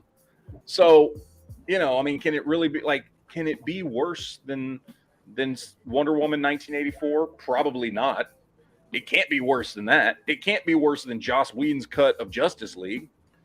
So maybe there's hope, but I don't want it to just be better than the shit that came before it. You know what I mean? I don't want to go to one of these movies and be like, oh, well, it was better than Wonder Woman 1984, or it was better than Black Adam. I want to be like, that was an awesome movie. Because that's what I want from the superheroes. Because again, I'm mostly a Marvel dude, but the first comic books I ever read, I've told this before, I learned to reading my mother's 1960s Superman comics. She had Superman comics, Action Comics, Superman's girlfriend Lois Lane, Superman's pal Jimmy Olsen. Like, I grew up reading Superman shit. Those been some pricey books. Have you still had them? I wish she did, but no. Yeah, I probably, honestly, because I started reading so young, like by 4 years old, I think I tore up a lot of her shit. Honestly, if I'm honest. I was at 4 and 5 years old, probably the reason most of those things got tore up, because I would just go through. I was crazy about them because I was learning how to read, and I was starting reading comics. And again, Superman was the first superhero I ever read. And so I always, even though, I mean, I can definitely see the issues with Superman as a character. He's too powerful, borders on too goody-goody. I tend to like characters that have flaws, Punisher and Spider-Man, and characters who have real world problems and things like that. I still love Superman because that was the first comic book, character I ever read about. So I want good Superman movies. I want good Batman movies. I want good DC movies. I hope he does a good job. I'll be rooting for him to do a good job so that I can get some good entertainment and these characters get the movies they deserve, because I think these are classic American. This is you're talking about. This is classic American mythology is what comic books are. These are the difference between this mythology and the Greek mythology and Roman mythology and Egyptian mythology is just that we know it's not real. We don't view it as a religion. But the types of stories that are being told is no different from, the mythology that's been told all throughout human history. It's that level of storytelling. I mean, there are comic books out there that are some of the best stories I've ever read in my life. And I've read a whole lot of books, and so I want this shit to be good. What do you guys do if you're like sitting there in your living room and someone uses your driveway to turn around? Because of where I live, if somebody comes all the way down to the end of my road to turn around, there's a fucking problem. I don't live somewhere where somebody can just turn around in my driveway without them having to intentionally have come all the way. It's a dead end next to my house. There's nothing but fucking trees over here. I'm all the way down a road and then around a corner, and there's my house. Growing up, there's some like monkey brain territorial thing that happens when someone uses your driveway to turn around their car.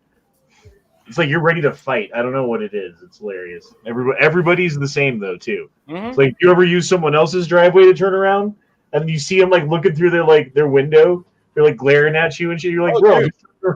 Whenever I have used somebody else's driveway to turn around, which has happened a couple of times because you get in this position where you like, you do. And I always am very aware. I put this look on my face like, I'm sorry. You know what I mean? So that way, if they're looking out the window, they know you're not there to start shit. You're just like, It's like, oh, it's some idiot, honey. Look. Because you know what you would be thinking if you were them. True. So, yeah. I got one better. What would you do if you opened your garage door and there was someone parked in your driveway? That happened a couple months ago. I was, like helping my wife out to the car. Huh? Like right in front of your garage? Yeah, when I opened the door so my wife could leave out the garage, there was someone in our driveway. Were they still in their car? Or is there leaving the car in your driveway? Yeah, no, they were still in there. I'd be like, move your fucking car. Yeah. It turns out after they saw me, they got scared because obviously I had my gun in my hand because I was like, what the fuck? Who is in my driveway at this hour of the night? It was someone dropping off a package. At night? Yes. Some Amazon deliveries can be delivered up to 9 o'clock at night. Yeah, but that's usually in the truck. Like, yeah, this wasn't a truck. This was someone. An Amazon or a UPS truck parked in my driveway. I'm like, oh, they're delivering something. But like just some dude in a car, like, oh, I'm just here to deliver something. Motherfucker. Now, I do get some Amazon deliveries or FedEx deliveries in U-Haul trucks. Yeah, I've seen that too. Yes. Yeah. I don't know, man. Something Wong in the chat says, was Wonder Woman 2 really that bad? I haven't seen. Yeah, it's not good at all. Which is real disappointment because I love the first Wonder Woman movie. I think that the first Wonder Woman movie is a great comic book movie. I think they did a great job with that. I don't know what the hell happened with part 2. What are you talking about? Part 2 was the best DC movie. The first one, Zack Snyder wrote. Yeah. And Patty Jenkins only directed. The second one, Patty Jenkins wrote and directed. Yeah, she should never do that. No. Never do that because it was not good. Yeah. I love the first one. Wanted to enjoy the second one. Thought I would because it's like Wonder Woman and the 80s. And I'll tell you what, the trailers looked great for that movie. The trailers were really good. They got me all hyped up for that movie. And then I watched this steaming pile of shit. I was like, what the hell happened? I don't know. It was very, very bad. Very bad indeed. The Cheetah got her powers in such a lame way too, that whole wishing thing. Yeah, and then it's basically almost like when in Star Trek where they made Moriarty, when Geordi said, make a villain that can compete with Data instead of Sherlock Holmes. Yeah. It's like, when she said, I want to be just like Diana, I was like, and why did she turn into Cheetah 1? Yeah, it didn't make any sense. If you're going to have the cheetah, just have her be her actual comic book origin. And that comedian actress as the cheetah, no. It was a fail on a lot of levels. It really was. And that's one of the things. Like, when it comes to these DC movies, man, they're real fucking hit or miss. And Wonder Woman basically violated that dude. You got Trevor Spirit. When does the fucking Flash movie come out? June? Not the Flash movie, the Flashpoint movie or whatever it is. Yeah, it comes out in June. Not soon enough. I want to see it. I had no idea they made a remake of Children of the Corn again. Yeah, I saw that. I haven't watched it yet. Apparently, it's like a prequel. It's like before the remember the original movie from 1980, whatever the hell it was. It's when that couple comes into town and the children have already taken over the town. Apparently, this Children of the Corn movie is the story of the children taking over the town. So it's kind of like a prequel. So, yeah, but I saw that on that website. That's where I saw it too. Did you see the new Winnie the Pooh movie? I haven't watched it. I don't know. I saw the trailers. It looks stupid. I watched like 30 seconds of it, and I'm like, nope, not watching this bullshit. Sorry. Sorry, 2023. Not today. Yeah, Winnie the Pooh. Dumb. It really Yeah, did. it's a Winnie the Pooh horror movie. Oh, Blood and Honey? I don't know what they call it. Yeah, it's Blood and Honey, and it's just... I thought that came out last year. It did, but it finally showed up on that website. Oh, okay. So, yeah, it just looked... I saw the trailers. It looked dumb. I'm like, I don't particularly care about Winnie the Pooh anyway, and that movie just looked stupid. It looked like somebody just rented a Winnie the Pooh costume, like Spirit, and Halloween, like just... Let's make a horror movie. Like, that's what the trailers look like. I was like, I have no desire to see this fucking movie. It was one of those movies that nobody asked for. Yeah. Yet they did. Exactly. They only made it because, they could, because Winnie the Pooh is, what do you call it? Public domain. Public domain, yeah. Yeah. So they could, so why not? Isn't Mickey Mouse supposed to become public domain at some point here pretty soon? Like, I know it was like originally going to be public domain. The Steamboat Willie version. It's not Steamboat Willie version. Not the newer versions, though. They're going to make a... We could use racist Mickey Mouse in memes now? I don't know. Was the Steamboat Willie one where... domain yet. I don't think it's public domain yet, but it's supposed to be sometime soon. So wasn't that the one where he was working on the line with the cheese, and he was poking the holes in the cheese with Little Mickey? Oh yeah. Yep.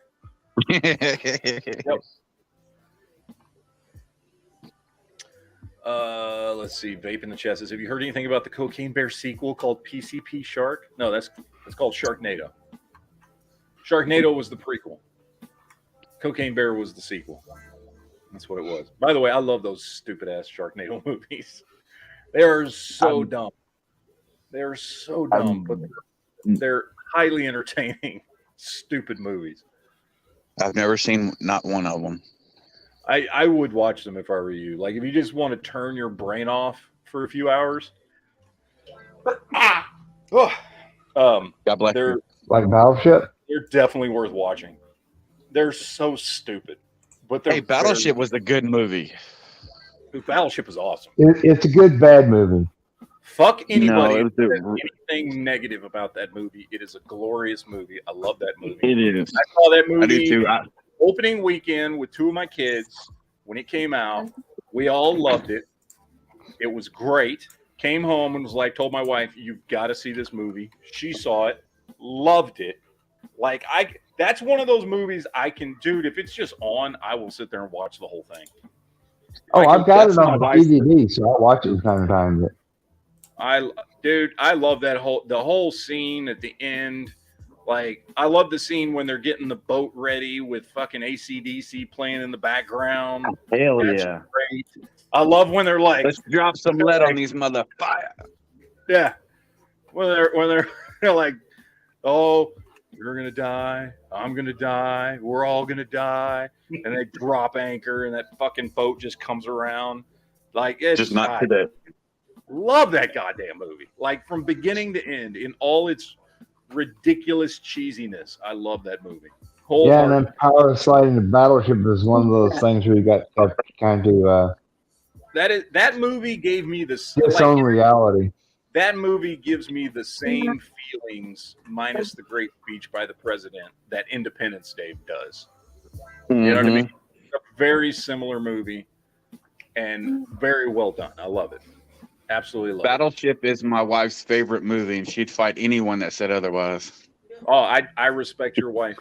Totally respect your wife because that movie's great. We've seen it probably 100 times. I'm not kidding. Oh, I don't doubt it. I probably have too. Count Republic says, please read my last chat. And he's trolling because he knows he hasn't left the chat. I'm not stupid. I know what you're doing. You're going to have me searching for a chat that doesn't exist. I know what you're doing there, Calhoun. I got your number. But thank you for the super chat. Appreciate that. Yeah, I don't know. Anyway. Oh, you know what show I watched a couple weeks ago? I watched it over the course of like 3 weeks. I was like, I don't know what. I got bored, and so I was watching a few episodes a day. And I hadn't watched this since it had originally come on television. But I rewatched Being Human, the American version from Sci-Fi Channel. Mm-hmm. And I forgot how damn good that show is. Is that the one with Carl Urban, or is that Almost Human? That's Almost Human. Being Human was 4 seasons on Sci-Fi Channel, and it's about a vampire, a werewolf, and a ghost who all live together in the same house. Yep. Okay. And I had, again, like I used to watch, me and my wife used to watch it week to week. I'd never gone back and rewatched it, binge watched it, or anything like that. And it's all on, I think it's on Amazon or something. No, the first 3 seasons are on Amazon. And then for some reason, the 4th season I had to watch on the website because Amazon doesn't have the 4th season. I don't know what the hell that's about, but, that's really damn good. I remember really liking it when it came on, and I really, really enjoyed it going back and rewatching it, to like if you've never seen it, highly recommend, especially if you like vampire stories and werewolf stories, stuff like that. It's now the reason I had watched it originally is because I had watched the original British version, which also was 4 seasons long and was really good for the first 2 seasons. And then the last 2 seasons, they basically got rid of the whole cast and brought in new members because like the cast wanted to move on. And so the last 2 seasons weren't that great, but the American version, way better, far superior. Characters, no, they don't swap out main characters or anything halfway through the show, anything like that. Lot of good stuff there. So if you've never seen that, pretty decent actors too. Better, yeah, it is. So highly recommend that show. Like I said, you can watch at least the first 3 seasons on Amazon if you have Amazon. So, but yeah. I don't know why I got a bug up my ass. I was like, I haven't seen this show in a while, and I was like, and I just put the first episode on because I was like, why not? But hey, okay. Calvin probably dropped in a super chat. Says, for the record, that was the first time I've trolled you, despite all the times you claim I was. I guess YouTube censors me, or you need new glasses, old man. I probably need new glasses. That might be what it is. I might need new glasses. I do not go like. You know how you're supposed to go get new glasses every year? Yeah. No, you're supposed to get like a new prescription every year, get new glasses. I never do that. I've had these glasses for 3 years. It's probably I've time. had mine for about that long too. Yeah, I don't. I've probably had mine for a bit longer, if not longer, because hell, I don't even want to. Where I'm back and forth between the office. I work the office like 2 days a week, and I'm here at the house most of the time. When I'm around the house, I don't wear my glasses, and my vision too. I can't really look at the monitors with my glasses, so I don't know if I'm this close to it. Yeah. I didn't even start wearing glasses till I was like 31, 32 is when I started wearing glasses. I'm at that point. And I was told I should have been wearing glasses since I was 16. I'm at that point now where I have to take my glasses off to read up close. Oh yeah, dude. No shit. I like at certain point because I was nearsighted, and then at a certain point, it's like I'm trying to like scroll on my phone or something, and I'm just like, okay, now I can see it. Like I don't know when the hell that happened, but I'm like holding shit away from my face to read. I'm like, and my doctor told me one time, I was like, yeah, as you get older, your cornea's the shape starts to change, so you can go from nearsighted to farsighted. I was like, well, that's fucking fun. Yay. So, Joys of getting old. Yeah, it's great.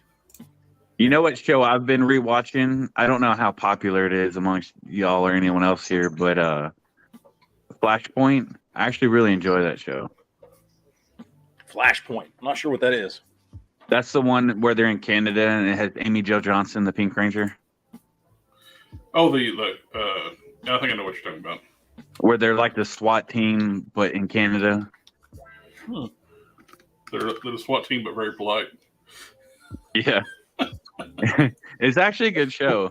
We're very polite when we kick your door in. I don't think I know that one. I don't think I've ever heard of that one. Yeah, you remember I watched it. Fuck, what's that Tim Allen movie where they're in space? Sigourney Weaver, Alan Rickman. Galaxy Quest. Remember the lead alien? Yeah. He plays in Flashpoint, Enrico something another. Yeah, I know who he is. Yeah, he's like the sergeant of the SRU team. Yes, it originally aired between 2008 to 2012. Yeah, and there was one season where they actually only aired it in Canada, not in the U.S. Wow, I've never heard of this show. Although, to be honest, I'm not a Canadian television connoisseur. But well, I think that's during the era too. When only reason I know the show, I didn't have cable, so I downloaded everything, and it sounded interesting. I started watching it, so I started downloading every week. Makes sense. Yeah, it's a good show. All right. I don't usually go for cop procedurals very often. So is there like something cool, some kind of hook about it, or? It's just a SWAT team that handles like hostage situations and bomb situations. You say bong situations? Bomb, B-O-M-B, bomb. Okay, sorry. I was just checking.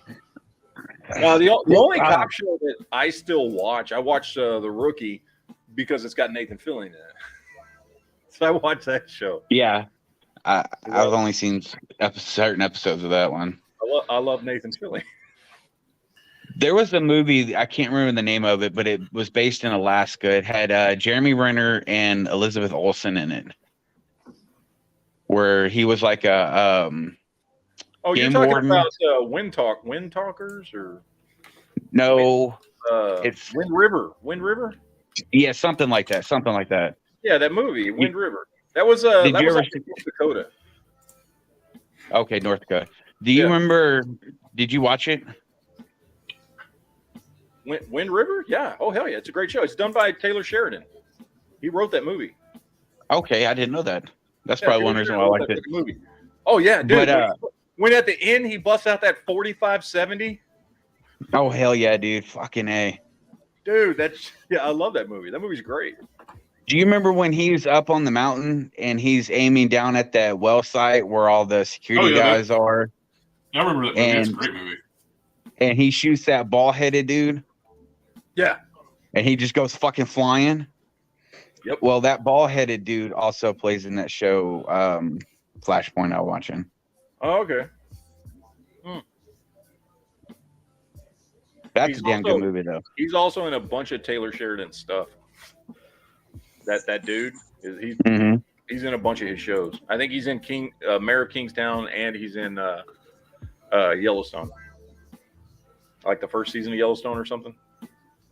Was he? I think so, yeah. He puts that dude in a lot of stuff. Taylor Sheridan, like, there's a lot of actors. Yeah, like in a lot of his shit. They killed the Punisher in that movie. Yeah, it had John Bernthal. Yeah, they killed him. Yeah, he was doing a pretty good job kicking their asses, then they shot him. Yeah. Mm-hmm. Then Hawkeye comes in and takes revenge. Yeah, no Hawkeye, shit with that. Punisher, and Scarlet Witch in that movie. Yeah. Punisher, Dude, Hawkeye, and Scarlet Witch. That fucking Good movie. 4570 was gnarly. Have you ever seen Hell or High Water? That's the other Taylor Sheridan movie. That's another Damn good movie. Mhm. Damn good movie. With Chris Pine and Ben Foster. Yeah. Yeah, that's a really fucking good movie. Taylor, I'm telling you, man, Taylor Sheridan knows how to write stories, like, and write characters. Yeah. He does such a damn good job. Like, I know he was an Jeremy actor. Renner also like picks a lot of good movies to be in. There's not many things he's not. The movies he's in, it's not really good. Yeah. Mm-hmm. Maybe DC should hire him to, write some of their shit. I don't think he I mean, because I remember Taylor Sheridan when he was an actor, because he used to be on Sons of Anarchy. He was in the first couple of seasons, 2 or 3 seasons of Sons of Anarchy. He was the sheriff in the town that they worked with. The asshole deputy? No, he was the sheriff. Remember they killed him off at the end of season 3? Oh, the old guy? Oh, he's the horseback. He's the trick horse rider on Yellowstone. Yeah. Yeah, that's Taylor Sheridan, who writes all those movies and TV shows. But yeah, he was on Sons of Anarchy. He was the sheriff on Sons of Anarchy. They killed him at the end of the 3rd season.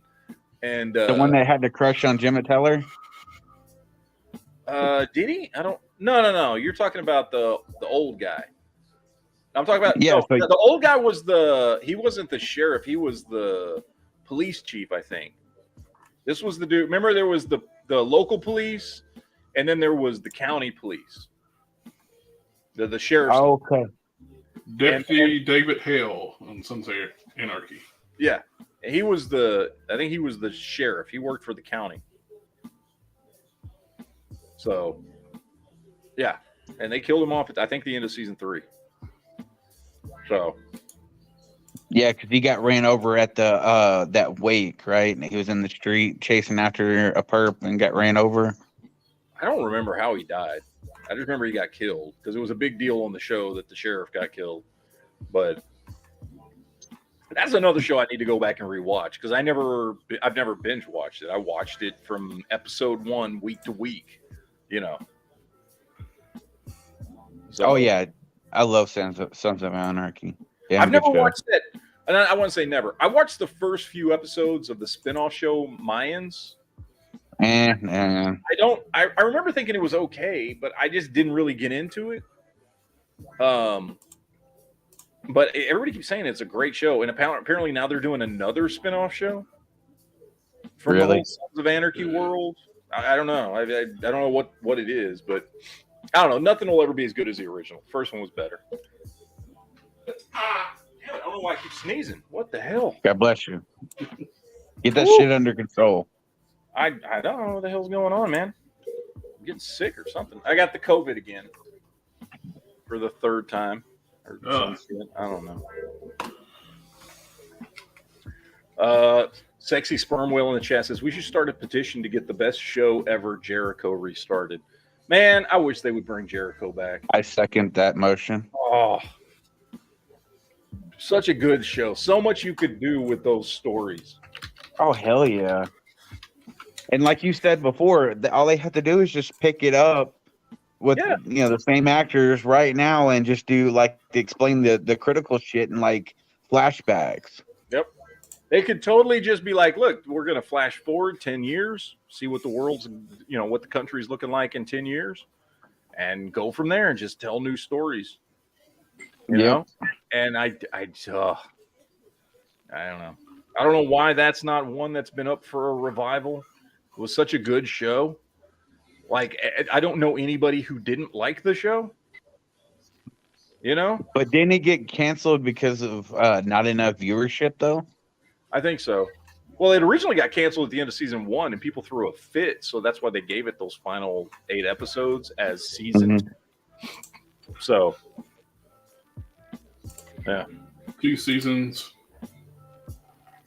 But yeah, they left it on a cliffhanger, and it just that's been one of those shows. It's like I want to know what happened next. Yep. They did do a comic book continuing the story. Yeah, I remember you saying that. I just don't. I don't care. I've never read it, so I don't know what happens in the comic. It won't be the same. Continuing the story. So, I was going to show you now that Tim's back. Tim, are you there? Yeah, I'm here. Tim, well, actually, everybody, but I wanted Tim to see. So I picked something up today. 2 things up today. Here, I'll show you. Let me make the screen bigger here. Oh, nice. Yeah, they're sitting at Walmart. It's in their more comic inspired costumes. Yep. Not at my Walmart. They actually had everybody there except for Adam Warlock. They didn't have him, but they had Nebula and Kraglin and Mantis. And I don't know. I was just like, I'm just gonna pick up a couple of them. So I picked up Drax because I don't have any of the movie Draxes. I've got a couple of I've got the Marvel Select comic Drax, and I've got the comic Drax, Marvel Legends comic Drax, but it's the what was it? What did they call the era where they were still using the molds and the machining from Toy Biz, but it was Hasbro? Was that Marvel Legends Returns, or I can't remember. Anyway, it's the version of Drax where he's still got the ball joint hips. I can't remember which one. Oh, that was the Return of Marvel Legends. That was Return of Marvel Legends. Okay, because they were still using, if I'm not mistaken. Yeah, and they were using the Toy Biz molds and shit. Yeah, that's the old what they call the Punisher body they use for so much stuff. Those are the only 2. I love the Marvel Select one. The Marvel Select one's awesome because he's huge. So I've got him and I've got the other one. So I don't have any of the movie Draxes. So I got him, and then I got Star-Lord because it's fucking Star-Lord. I was like, cool. But I've been eyeballing those on Big Bad Toy Store. Yeah, no, I'm gonna check them out here. They look pretty cool. Especially the Drax. So. And you get to build a Cosmo. I was thinking about, when I heard that you could build Cosmo, I was like, well, that's just fucking stupid. And then the more I saw pictures of Cosmo, I was like, I kind of want Cosmo now. Yeah, right. I'm like, I kind of want Cosmo. Cosmo and Rocket really should have been a 2-pack though for the same price. Yeah, it really should. Right. But yeah, I don't know. I could have gotten almost the whole wave except for Adam Warlock. They didn't have him, but I just was not gonna do that. I still can't get over how much that actor bulked up for that role of Adam Warlock. Oh yeah, that kid. I mean, I've seen that kid in a bunch of shit. He's been acting since he was a little kid. He was like a little skinny kid for a long time, and he got jacked. Well, he's an adult. Mm-hmm. He's adult now, but so. Yeah, he got huge for that. So I can't believe your Walmart down there has those, and neither one of the ones that are local to me don't. Yeah, I know. I went in hoping I would find the Spider-Man Across the Universe or Across the Spider-Verse stuff, because I keep seeing photos and shit online of them popping up at Walmart's, but they didn't have any. But they had those, and I was like, oh, cool. I kind of wanted a couple of those anyway.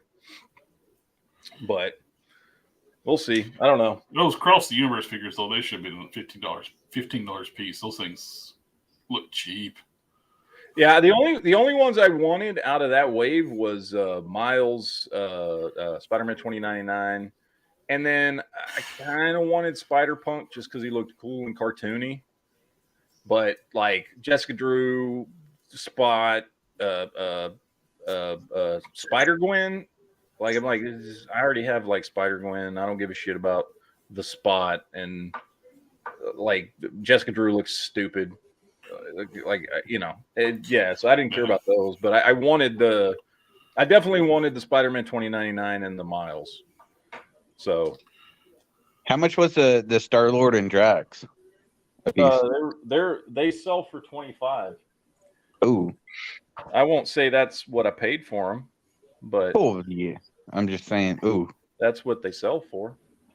Yeah, that's what they sell for. 25 a piece. So $50 for a pair. Mm-hmm. I just my Amazon order just got charged for the Amazon exclusive Ronin. And I heard that shipping like this week. Yep, it got charged today, along with my 2 G.I. Joes. I got to pre-order the red-haired Outback, the younger Outback, and Cover Girl. I canceled the Bats. I canceled Falcon a while back. It's like I don't need Crimson Guard bats. I got plenty of the black and yellow traditional bats, and I got 5 of the Python Patrol bats. The only thing I've got on pre-order from Amazon right now is the Batmobile. I got 2 of those on pre-order at Amazon. And I've got the 2 versions of 89 Batman on pre-order from Target. So, one with and one without the cowl. I'm going to order both because those are the only ones I cared about. I don't care about the new Flash figures. I don't care about Ben Affleck Batman. Yeah. Dark Flash. I don't give a shit. But 89 Batman, I wanted to get those. So. Yeah, those are the 2 I want, and the Batmobile. And surprisingly enough, that's going to be better than the Mezco Batman. Because the reports are showing, and the picture I've seen of the Mezco Batman, it's garbage. Jesus. People have been waiting 3 years for that thing, and the head is like if the head would be like this big if I was the 89 Batman. It'd be this much bigger. It's way oversized. They covered the body in powder to protect the silicone body in shipping, so it looks all chalky. And so you got to clean the body off before you can display it. Plus, the internal skeleton in the body is very limited. The arms can only bend 90 degrees. You try to go past 90 degrees, it breaks the armature. I mean, for what they charge for those damn things, that should be a perfect figure. Exactly. It's ridiculous. People have been waiting 3 years for that. Yeah. Joe in the chat says Spider Silk is extra good. Spider Silk is extra good. Yes, it is. Well, Silk and the character Silk in the comics, that used to be her costume. She just covered her body in silk. Yeah. Hence the name Silk. Then when they and she's the one because I wasn't reading comics when that came out. She's the one. Who's the one that got bit by the same spider as Peter? Silk. That's Silk, right? Yeah. And that what's his face kept locked up for most of her life after that. Yeah. So, yeah, I remember they also made it that too, where when she gets in close proximity to Peter, they can't keep their hands off each other. Yeah. Well, because I remember she showed up in what was it? It was Superior Spider-Man, and I'd never read this origins of her because I wasn't reading comics at the time. Well, I guess when she came out, but she kept showing up, and they were doing like little flashbacks of her in Superior Spider-Man, which I was reading, which I thought was a great run in the comic. I thought that was one of the best Spider-Man runs I'd read in a long time. That was because a lot of times, like whether it was the Clone Saga or whatever, right? Like they always try to do something with Spider-Man, mix him up a little bit, have something going on, and half the time, like with the Clone Saga, Peter's out and doesn't go anywhere. But I thought with the Superior Spider-Man where Doc Ock swaps bodies with Peter Parker, I thought that was a pretty cool story. I enjoyed that one. So, let's see. It's crazy if they won't redo the Superior Spider-Man figure because that last wave of figures they did 2 Ben Reilly Spider-Mans, but no Superior. I don't know why. And I would love to have a Superior Spider-Man in my collection, but that one is so goddamn expensive. Plus, it's small. They retooled that body afterwards. They retooled the body to be what they dubbed the Pizza Spidey later on. Yeah, I want, I like that version. I like that costume and everything. I'd like to have the web pattern is so cool too. So because all the webs are erratic, like a real spider web. Yeah, it's a cool looking costume. I would love to have the figure, but I'm not gonna pay that much for it. That thing sells for ridiculous amounts online. You know, if they redo it though, they'll make it a premium $38 figure and a deluxe, and might get some Waldos with it. Well, in that case, what you do is then you just buy the old one because the price on the old one will go down because the new one's coming out. You buy the fucking old one. But it used to be you couldn't even give the old one away. Oh, what do you got there, Tim? Oh, you got all right. I've shown this one off before. If I can get it in the camera here, this is that Micro Galaxy X-Wing. Well, I was at my local Walmart the other day, and I came across. Oh, damn! That's one I want. And there's a comparison on the size of that rascal. I mean, that looks about right, though. That's cool. Yeah, it is. It's really cool. And that turret spins, and it does. Hell yeah. And if you want a little. And it.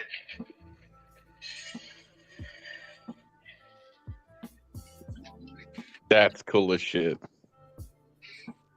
Downside to it, $46. Jesus. It made me hesitate hardcore, but I was like, God, what is so bad? So, yeah. The ones I've got, I've only got two. I've got the Razor Crest and I have that X-Wing. And that's because they were on clearance. And that's the only reason I picked them up. Because I don't know. The regular little ones are like 15 a piece, so that's not so bad. But I saw the price tag on that one. And I was like, oh, God, put us one in fucking. Yeah, no, I walked at Target, had them on clearance. And I was like, oh, okay, cool. Speaking of Target clearance, I got some stuff yesterday. That's G.I. Joe. What'd you get? I got the Tiger Force Duke. Oh, nice. He's on clearance for $20. Dookie doo. It actually comes with his original grease got the gun style rifle. Oh, sweet. That's cool. Oh, cool. So he's actually got Hell yeah. Actually give that to your version 1 Duke and get a more accurate one. I got the. Where's our Duke, Jared? You didn't pick us up one? Oh, I'm sorry. I only had like 5 or 6 of them left after left. Yes, the Tiger Force is pretty cool. I got the Python Patrol Cobra Officer. Oh, nice. This was pretty cool gear on film. He's got the same harness that Outback has. They got a AK style rifle, different pistol, really good looking design on him. And I got one for making a custom. I got the Masterverse King Grayskull.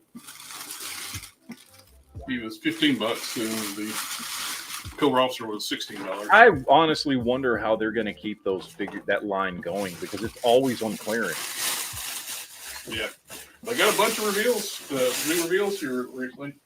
All in pre-orders. The one I saw that I wanted to pick up, but I'm not sure about it was I saw the new Super 7 Duke. And I don't like Super 7, but that Duke looked pretty cool because it's like all the original colors from the cartoon and everything. But I just couldn't. I have a feeling they'll end up doing a retro card classic style Duke for Walmart. Yeah. Because I wish they would. But I saw that Super 7, and it's a cool looking figure. I mean, granted, those first 2 Wave Joes. The Joes from the first 2 waves, it's got especially the first Wave 1, it's got that Fortnite style mix to the designs, and they went traditional afterwards. So surely they would actually give us a classic Duke, Scarlet, Flint. Yeah, I hope so. They already gave us a classic Roadblock, and he was version 1. That was a Walmart Amazon exclusive, and we got the classic Roadblock. So surely we're going to get Duke. Duke is their leader. We got to have a classic Duke. We need to get Hawk at some point too. Yeah, we still haven't gotten a Hawk yet. So I like. There's another retro card I want to see them to do too. I want to see them to do Sergeant Slaughter in the Millway colors. Oh yeah, that'd be cool. It'd be an easy repaint.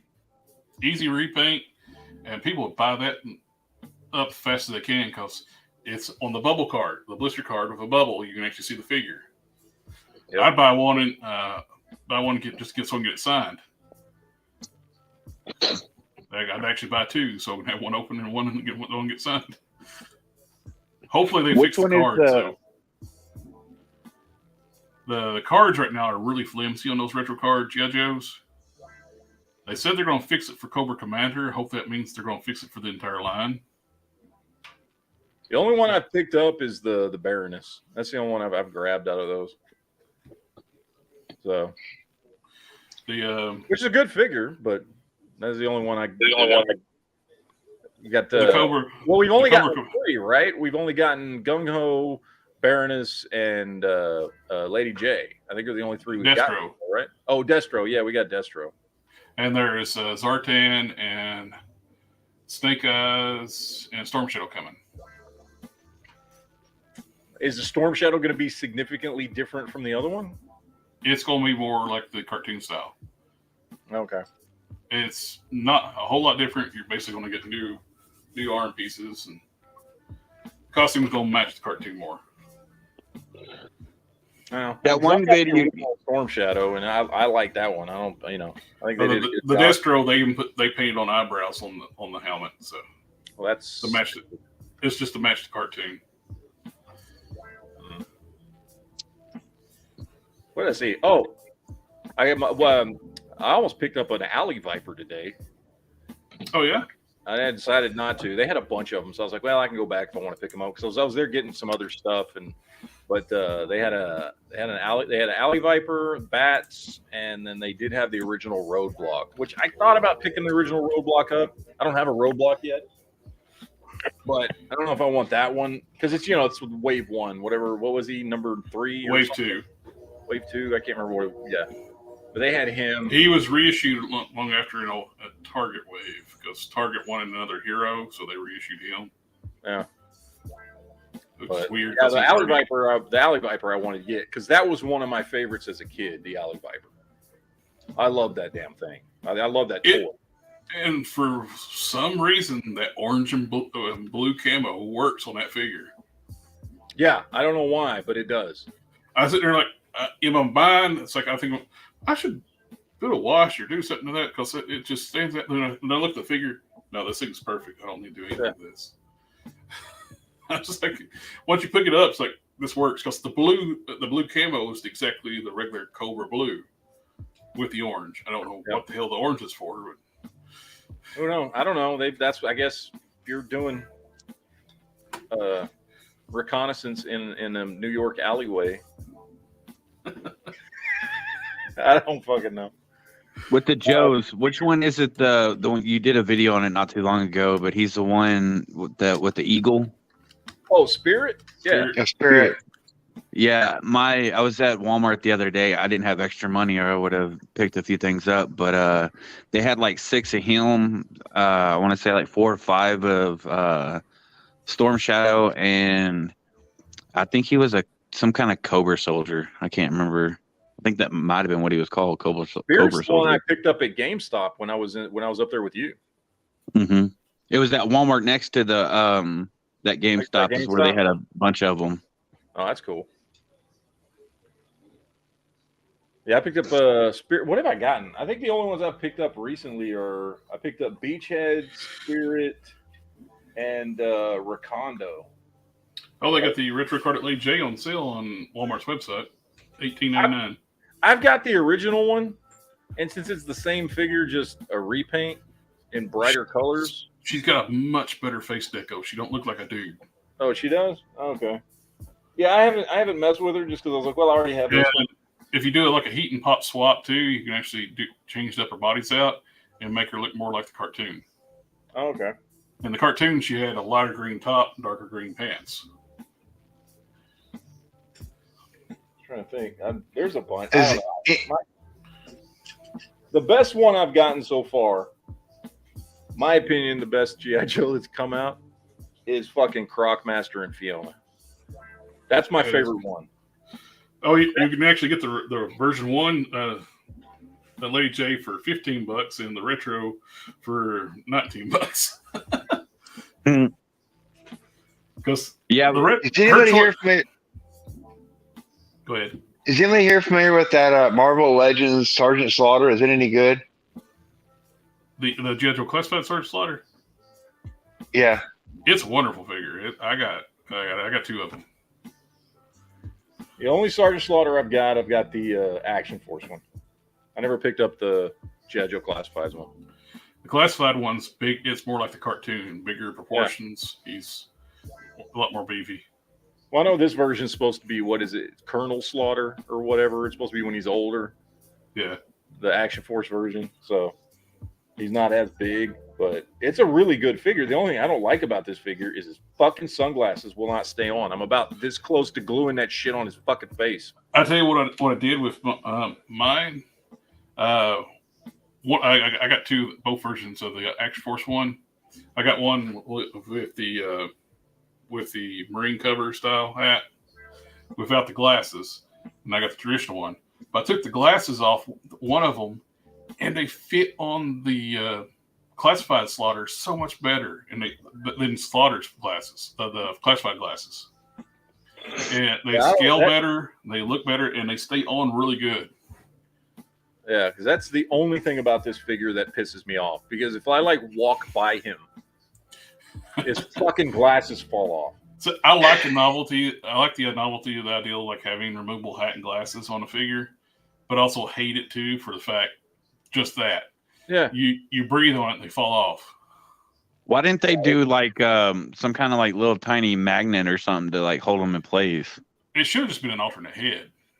Have an alternate head with hat and glasses on there, and have the option to have removable versions too. The hat doesn't bother me because the hat stays on. So I don't mind the hat coming off and on or what. Although I don't think he needs the hat to come off. I don't, you know what I mean? That's what I actually like my custom a lot. The Slaughter I made, where it uses the vintage Slaughter head that's got the glasses and hat part of the head. So I can just grab that head and pose them, put them in different positions. Not have to worry about it. Both the Classified and the Fowlerverse one, you got basically take all that stuff off, pose the head, put the hat and glasses back on. Yeah, it's annoying as shit. Like I said, I'm about to put a little dot of super glue on there just to hold it on because it pisses me off. It falls off every other day. So. Joe in the chat says Beachhead was one of my favorites and the Baroness. I love Beachhead. Beachhead was one of those ones for me that was up there with for a lot of people Snake Eyes was. I just thought he looked so damn cool. I loved the green mask and everything. I fucking love this dude. I've got the Classified version of him. But I always loved that figure as a kid. Do you remember that cartoon Cops, in the hell yeah. show in the future? Yeah, it's a spin-off of G.I. Joe. Yeah, I know. Which Beachhead I didn't is actually years later. Yeah, Beachhead's actually in it. Yeah, he's the father of one of the cops. Yeah, I didn't find that out till years later that it was a spin-off. I remember watching that show and I never caught on that was a spin-off of G.I. Joe. And then years later, I can't remember. I was probably watching a YouTube video or something. And they were explaining how it's a spinoff. And I was like, what the shit? How did I not know this as a kid? And if that's true, why the hell? I forget what company it was. Who got the toy rights to that show? Because it wasn't Hasbro. Or was it Hasbro? And they just made a different... I can't remember who made those toys, but it was not in scale with G.I. Joe. Yeah, I love that show. It was cool. All the cops had a different, Yeah, they had all different abilities and stuff. And yeah, that was a cool show as a kid, man.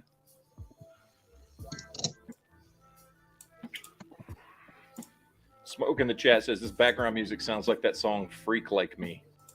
Freak Like Me. All right, cool. Not really, but okay.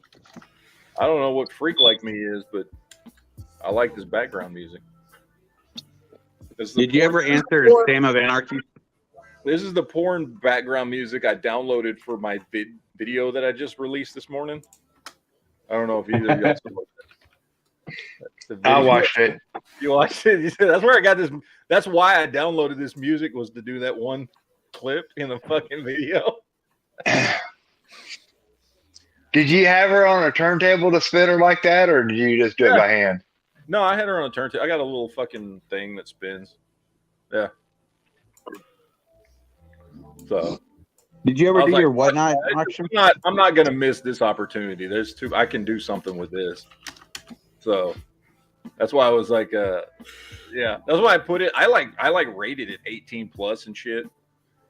And I put it on, so it's like a restricted video.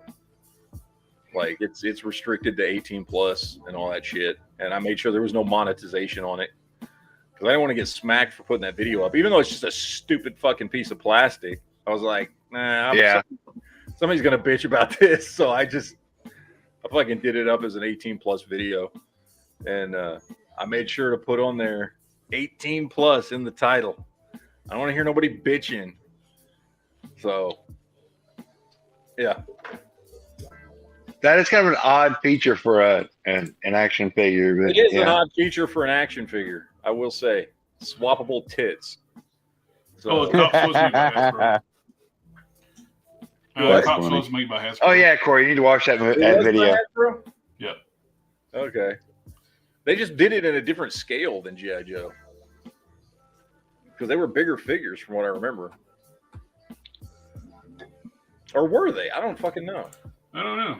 They look. I remember them being bigger figures. They look very similar to the G.I. Joe in build.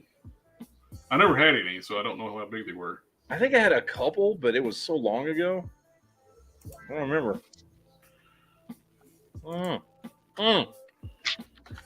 Dom in the chat says, "I'm late as fuck. How was D&D? D&D was good. 2 thumbs up. A lot of fun. Good fun movie. It's not going to win any awards, and it's not the best movie of the year, but it was a lot of fun." That's my short review. There you go. You got my 10-second review. If you want to see the whole review, go to the beginning of the chat when I talked about it. Let's see. Oh, Tactical in the chat says, "Does it come with a strap-on?" No, it doesn't. No, it should. Because I got her and Lady Death. It should come with a strap-on for her and Lady Death. Aren't they married in the comics? Didn't Hell Witch and Lady Death married? Oh, I don't think so. Well, I know they hooked up in the comics. They hate each other. They try to kill each other all the time. So they might be married. I thought at one point they were like hooking up. Lady Death has a daughter. I swear I've seen comic panels of them hooking up. No, Hell Witch hooks up with a lot of female characters, so I don't know. Oh, anyway, yeah. It should come with a strap-on, but it doesn't. It just comes with swappable tits. So, there you go. Anyway. Here we are talking about swappable tits. Yes, and I applaud you for the way you did that in that video. That was awesome. Yeah. I guess it's no different than talking about dick hinges last week on your chat. Dick hinge. Yeah. I forgot about that. Swappable tits and dick hinges. That's what every action and the penis sword hilt. Yeah. Yep. Gotta have all that. Gotta have all of it. So yeah. The penis trigger. We all have a penis trigger. And age restricted. Yeah. Oh.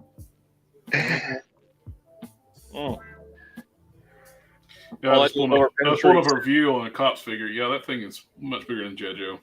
Yeah, that's what I thought. All I do is overpenetrate. Says, yeah, unofficial comic panels. Rule 34. No, I swear I've seen like legitimate Chaos comic panels where like Lady Death and Hell Witch. Coffin Comics. I swear I have. It's a Mandela effect. It's from another timeline. I don't know. Yeah, whatever.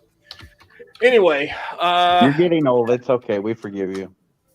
I am old. I think I'm the oldest one here. No, I'm not. Tim's here. I almost said Tool's here. I'm here. I look down. The first thing I see when I look at Tim is Tool Man. Tim the Tool Man Taylor. Yeah, there is a comic book cover of them getting married. Maybe that's what I saw. Maybe I saw a comic book cover. I don't know if it actually happens in it, but it could be just an alternate cover too. Yeah. And you're how old, Jared? 46. Oh yeah, I got you about 11 years. Shit, Well, I didn't say I was the oldest, but I didn't know you were older than me. Well, you're not that much older than me. I turned 46 in June. So you're just a young whippersnapper. Yeah. Is it me, or does Jared kind of resemble Tim Allen from Santa Claus movies? Kind of. Especially, like, I think it was the second one where, they cloned him. They cloned him? I don't remember that. You're talking about the third one when they made that fucking electronic version of Santa Claus to replace Santa Claus? Yeah, so I guess maybe it was the third one, but yeah. I'm the Santa Claus from Futurama. Oh.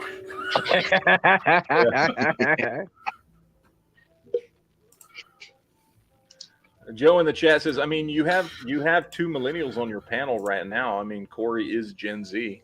No, he's not Gen Z. He's a millennial. Gen X. He's a millennial. Gen X. I mean, not really. Gen X is 65 to 79, so whatever.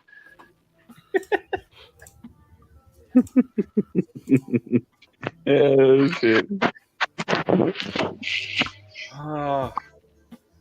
People get so. Which, since my birthday is in December, I can fully say I'm a 1965 model. You're an original Gen Xer. Right. I'm at the tail end of Gen X. My wife's Gen X. She's older than you are, Matt. We're at the Matt and I are at the Gen X level where we can actually use technology. Yeah. So you're Gen X by marriage, Corey. There you go. Yeah, my wife was. I don't have a problem with technology. In 72. And on this chat with a phone and Bluetooth earbuds and working. It's true. It was just harder for you to get there. Yeah. And I also do have a father that retired from the natural gas company in Houston as the head of the IT department. So, yeah. Joe says, I was born in 71. Oh, you're like right smack dab in the middle of Gen Xers. Yeah. Yep. You're like the age of the Gen Xers all in the. Remember the Gen Xers were the big 90s thing, right? Every movie was about Gen Xers in the 90s. Mm-hmm. And I used to watch them because they were all older than me by a few years. Like that's Joe. He's that age of Gen Xer. Well, that's my wife too. When I was a kid, when I was like 16, he was in his 20s, partying and shit, and I was like, I want to be like that one day. Yeah, that's that age.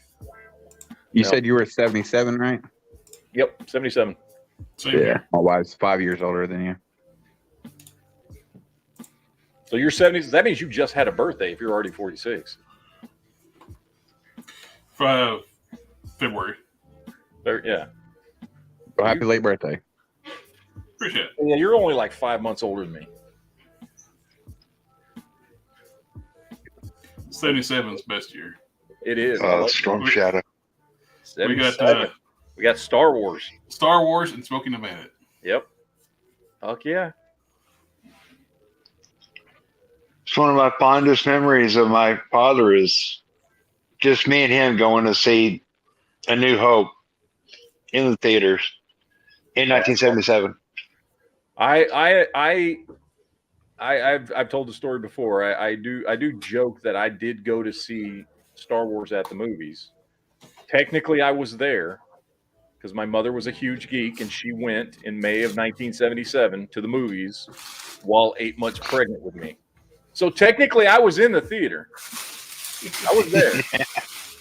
No, but no, honestly, though, the first movie I remember seeing as a kid was Empire Strikes Back. You were in a climate controlled apartment. I was a climate. Yeah. I could hear everything. So, but you had thin walls in your apartment, though. That's true. Very thin wall. The first movie I have memories of seeing at the movie theaters was Empire Strikes Back. So I was 3 years old. My mother took me to see Empire Strikes Back, and yeah. The local movie theater I grew up in only had one theater in it, so you don't even see. So we didn't get a lot of movies. Yeah. Yeah, same here. Well, I grew up in Dallas. We had everything. I grew up in Houston, so yeah. Yeah. Right outside of Houston, me. Speaking of Gen Z, is Jolly Gen Z? Jolly's Gen Z. Well, no, he's tail end of millennials. Because he's just like my son. My son is technically a millennial. So you and my son have something in common, Corey. You're both millennials. You're just on opposite ends of the spectrum. Yeah, because I think millennials go all the way up to 2000 or 2001, something like that. Well, before they started calling them millennials, that was at a point in time they called them Gen Y. Yeah. Then they scratched that and just encompassed. Yeah, I just said millennials. Yeah. So, and I think from 2001 up is Gen Z. So, yeah. Because millennials go all the way through to the beginning of the new century. So my oldest nephew's a millennial. My younger nephew, who's 20, is Gen Z. Yeah, I've got 2 millennials and 2 Gen Zers as kids. So, yeah, I'm doing my job to procreate. I don't know about everybody else. Well, I've got a kid. I got a son. He's about to be 16, I think, this year. I put 4 out into the world. I did my job. I'm done. I put 1. I put 2. All right. We got about 20 minutes of this chat left. What are we going to talk about now? I don't have any that I know of. Jared, that's what my wife and my 13-year-old daughter love to joke about. Because I've got 3 daughters and 1 son. And so, like, one of my wife's favorite things to do with my son is to guilt trip him every time I need something. She's like, "Come on, do it for your dad. You're the only son." And then my 13-year-old daughter, will always chime in with, "That he knows of." Like every fucking time. Every fucking time. They love to give me that shit that he knows of. I'm like, okay, look, just because I was kind of a whore in my fucking teens and 20s, at this point, nobody's come to me to tell me about kids that I didn't know I had, okay? I've made it to 46. I've made it to 46, and nobody's come back and been like, hey, here's this kid. He's yours. Like, I feel like by this point, like, I'm probably safe. I feel like I'm safe now. Okay. Well, you have moved a couple of times, so they probably just can't find you. True. I mean, that is true. I was going to say, I didn't find out about my second one until he was 9 or 8. I'm almost positive I have a daughter, but there's no way I could prove it right now just because I don't know where the bitch is. But my ex before my wife, she swears up and down she was pregnant, but she miscarried. But I later on saw pictures because she had texted me on Facebook, and I saw that she had a daughter, and I swear to God, she looks like she's mine. She looks like a female version of me at that age. Uh-oh. So I'm pretty fucking positive I've got a daughter too. You can take that shit to court. You can be like, hey, I want to know if that's my kid. I mean, you can. So maybe one. I don't know. So do I want to open that can of worms? Not if it's mine, I would love to know. I'm not saying that, but I mean open the can of worms with the egg. With the egg, yes. Yeah. Shit, man, I got a letter. I got a letter from the state here. I know I talked about it in one of the chats. I got a letter from the state month ago, month and a half. I don't remember what the fuck it was. That the state saw. I guess because my ex-wife has a kid with some other dude, right? And I don't know the kid. I think I've seen him once, whatever. And like, I guess he's like contesting paternity or something. So because in the records they show at one point we were married, like they wanted me to come in for a DNA test because the other dude is contesting custody or something. I'm like, we were divorced for like 4 years when she got pregnant, right? And they're like, oh, okay, well then you don't have to come in. You just got to sign that you don't want to come in. I was like, okay. Like, why are y'all sending me this shit, man? Like it's not my. I mean, I've seen the kid. He's not my kid. Like I can tell you that right now. Like, it's very obvious this is not my fucking kid. Yeah, because you can tell because my ex-wife, she was a C word. I'd rather not say it on a geek chat, but she didn't even call me when she went into labor with our son. So I missed his birth and everything. But when I got up there, he was already in the nursery and everything. And out of like the 20 kids that were in there, I knew which one was mine because he's just a fucking spitting image of me. Yeah. So that's why my family, we have strong genes. Yeah. So, like I was saying, the one I think's my daughter, there's a striking fucking resemblance. Because she looks like a female version of my son at that age. Yeah. So yeah, I'm pretty fucking positive. You can tell. Man, this geek chat took a turn. Didn't it? Yeah, it did.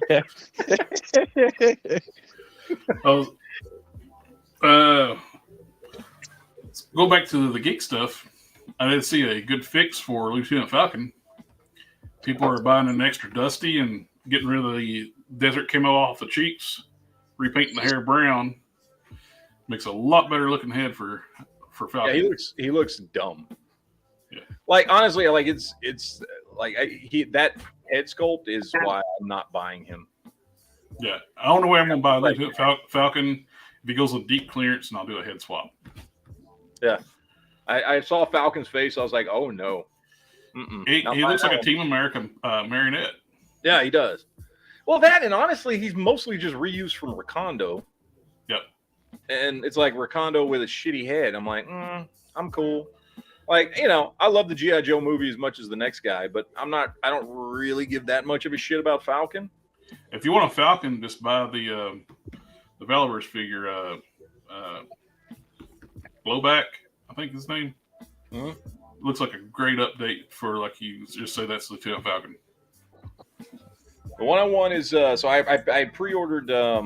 What did I pre-order? Damn it, I forgot. I pre-ordered 2 of them. I can't remember what they were now. But the one I saw that they were going to drop that I did want was Tunnel Rat. That I don't think they've dropped pre-orders on him yet. Here, I'll put it in the private chat. Blowback Valorverse. You can see what I'm talking about. Let's see. Oh yeah, he does look like Falcon. That's cool. I bought that. That's my Falcon. Shut up, old man Budwrinkles. He looks way more like Falcon than the actual Falcon figure.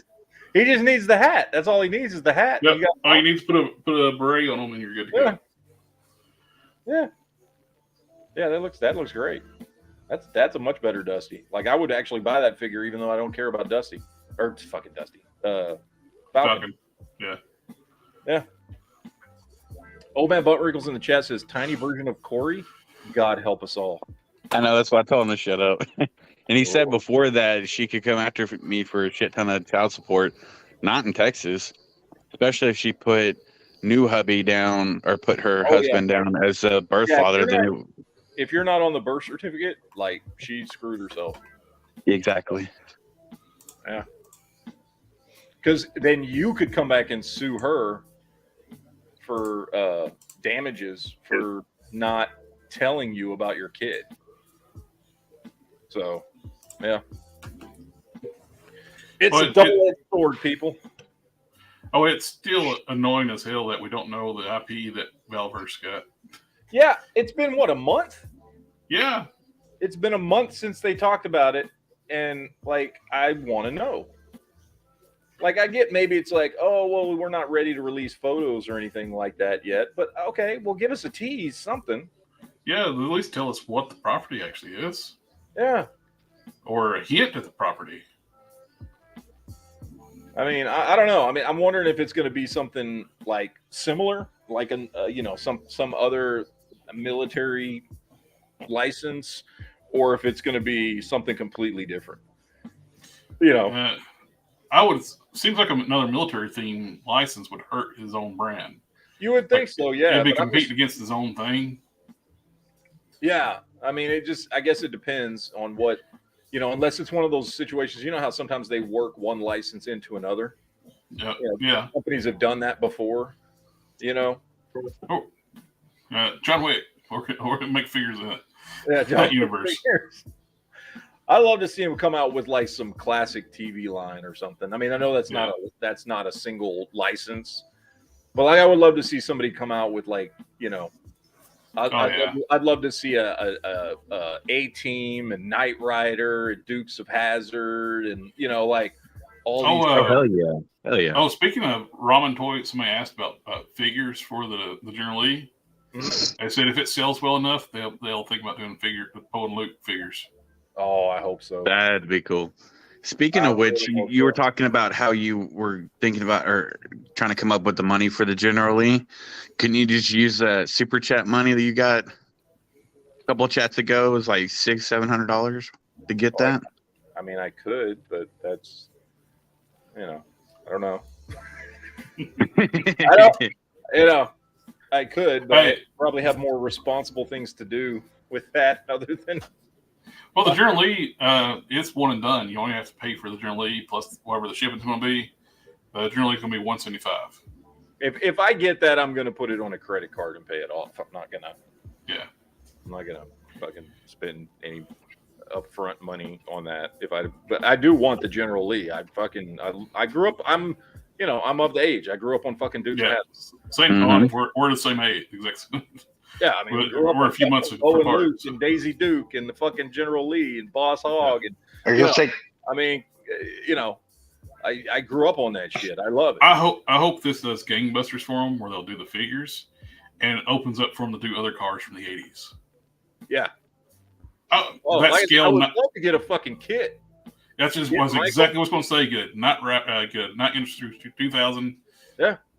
With all the electronics, lights, and the screens light up and all that stuff. Yep. Hell yeah. And then I want an A-Team in the van. Mm-hmm. Fall Guys GMC. Yep. That'd be fucking great. I hope this does gangbusters for them. Hell, man, I would even and if it keeps working, give me a fucking Magnum PI and his Ferrari. The Coyote. Oh, the Coyote. Hell yeah. Season 1 Coyote, not before they blew it up. Yeah. I don't want the reskin DeLorean. And then I'm going to dig deep for this one. I would love to have this. Nobody's going to make it because almost nobody remembers this show. You might, Jared. I would love to have Automan and Cursor. Yes. You remember Automan and Cursor? I do. Fuck, I would love to have that. His Lambo would be awesome too. Yeah. Dude, I fucking love that show. I've gone back and watched it. It wasn't a great show. Yeah. But as a kid, dude, that was so... the fact that Cursor could turn into the car, the boat, the helicopter, whatever. Yeah. Cursor, I wanted Cursor so fucking bad. Automan was like a science fiction James Bond, suave character. It was cool, man. And then, of course, Desi Arnaz Jr., played the scientist who created Automan. And Automan on a floppy disk. Yeah. I love that. I don't even remember if that show lasted more than a season. It probably didn't. But that show made an impact on me as a kid. I thought that was the coolest damn thing when I was a kid. There's only 12 episodes. Oh, yeah. That does not surprise me at all. But those 12 episodes left a lasting impression on me. Well, actually it says 13. I want Lone Wolf McQuaid in his Bronco. Mm-hmm. Making the whining noise when it comes out of the ground. No, I know what the next one should be because it will fucking sell. Is Jed and Matt and their fucking GMC pickup from Red Dawn. Oh hell yes! That pickup from Red Dawn with Jed and Matt. Yep. Dude, I would buy the shit out of that. That would be fucking great. Oh. Oh, speaking of that, Jed dies in Red Dawn. No, there's no proof of that. He dies sitting on that bench right next to Matt. They're both shot up, and you never see him die at the end of Red Dawn. You see Matt die. You never actually see Jed die. Yep, exactly. As they're pulling the camera back from that, you can see his head slump over. He's dead. No, I refuse to believe it. Jed survived. God damn it. You live in denial. Jed lived. Long live the Jed. Come on now. They do the Red Dawn truck. They could actually do some retooling and make the Fall Guy truck too. Yeah, they could. Yeah, I think they're both GMC or whatever. They're both GMCs, just different. Well, the Fall Guy had different year models. The Red Dawn has the round headlights. It's like the 77 model. Then the first season of Fall Guy, I think they had like the older model with the round headlights, and they went to the 4 headlights setup. Yeah. Yeah, that'd be awesome. I would totally buy some fucking Red Dawn shit. I had the Red Dawn because the Reaction came out with some Red Dawn figures, the little shitty ones, and I bought them. I ended up selling them because they all of a sudden became worth twice as much as they were. Because again, people still love Red Dawn. There's still a lot of people our age. It's an awesome movie. When I was a kid, we were talking about this on the show last night. Me and Duke were, but when I was a kid, man, like we would be on the playground at school screaming Wolverines, playing Red Dawn on the playground. That movie was very impactful on me as a kid and a lot of people I knew. They just fucked up the remake, though. Being a kid in the 80s, fighting Russians and communists and shit. Like, yeah, hell yeah. Well, as soon as they made the bad guys North Koreans, it was like unbelievable for the second one. Yeah, for the fucking a country that's not. I mean, they're not Red Dawn. They originally made them Chinese, but the studio forced them to change it to North Koreans because they were afraid to offend the Chinese. But that movie was written to be that China attacked us, which is much more realistic. Yeah. And they didn't even change it until after the movie was finished. They had to go back and shoot extra scenes of like different armbands on dudes to add into the movie. Because it was originally created as it was China that invaded us. Oh, I just thought of another property with like really cool vehicles. Simon and Simon. Mm-hmm. Screaming Mimi, the Power Wagon. Yep. That'd be great. Dude, there's a bunch you could do from back in the 80s. Because it was the 80s, the vehicles were like a character in the show. Yeah. It was very popular in the 80s to have a car be kind of the face of a show. And, go back to Starsky and Hutch. That was another one. It was very popular to do that in the 80s. And there's a lot of stuff you could pull from that. So, yeah, I would love to see that shit.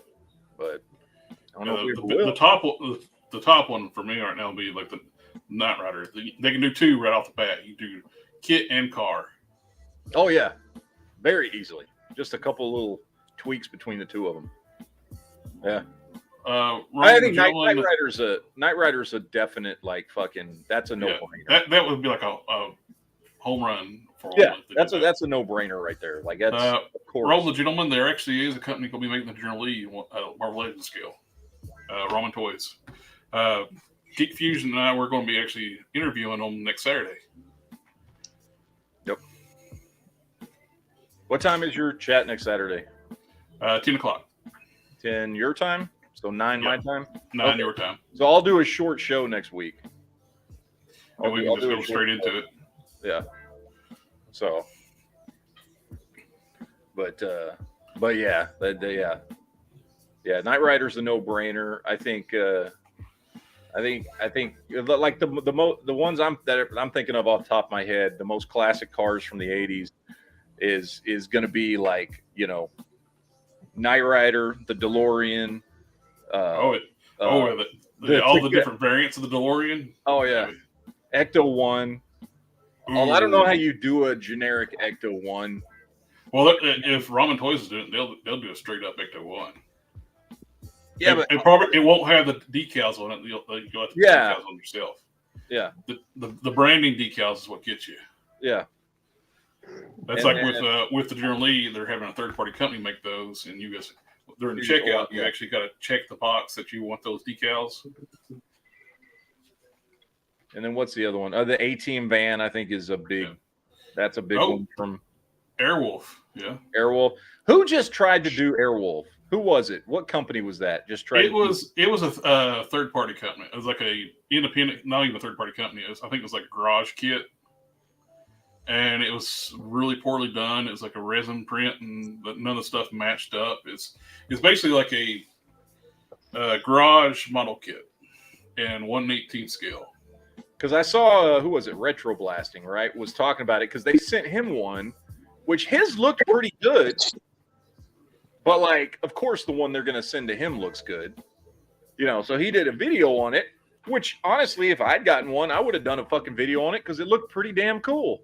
Yeah. But then as soon as they start sending them all out, I'd seen all these complaints all over the place. They had, like, uncured resin in part of them. Like, they would just, like, drip resin out of the parts, and it's unpainted, so you had to, like, put it all together, and which is fine. It's a model kit, like a garage-style kit, but nothing lined up. They had like print new parts, send people, and stuff wasn't cured properly. They didn't leave with resin printers. You can't print an enclosed piece. You got to have a hole for the resin to drain out and evaporate and cure. But they had like enclosed parts, so they had like parts with sloshed around because they had resin inside of them. How the hell do you not catch that when you're sending shit out? I don't know. Yeah. And I know a lot of people were knocking Retro Blasting for that shit because he talked about that stuff. Yeah, that didn't. I mean, well, they sent him a good one. Yeah, I'm like, I watched that and I was like, well, dude, if I saw the one he has in his video, I would have talked good about it too. Like, and they sent him a fully painted, done model. Yeah, it's like he didn't have to build it; it just came together and. It was like it looked fucking good. Like if you were telling me that's what you're sending out to people, yeah, I would talk pretty good about it too.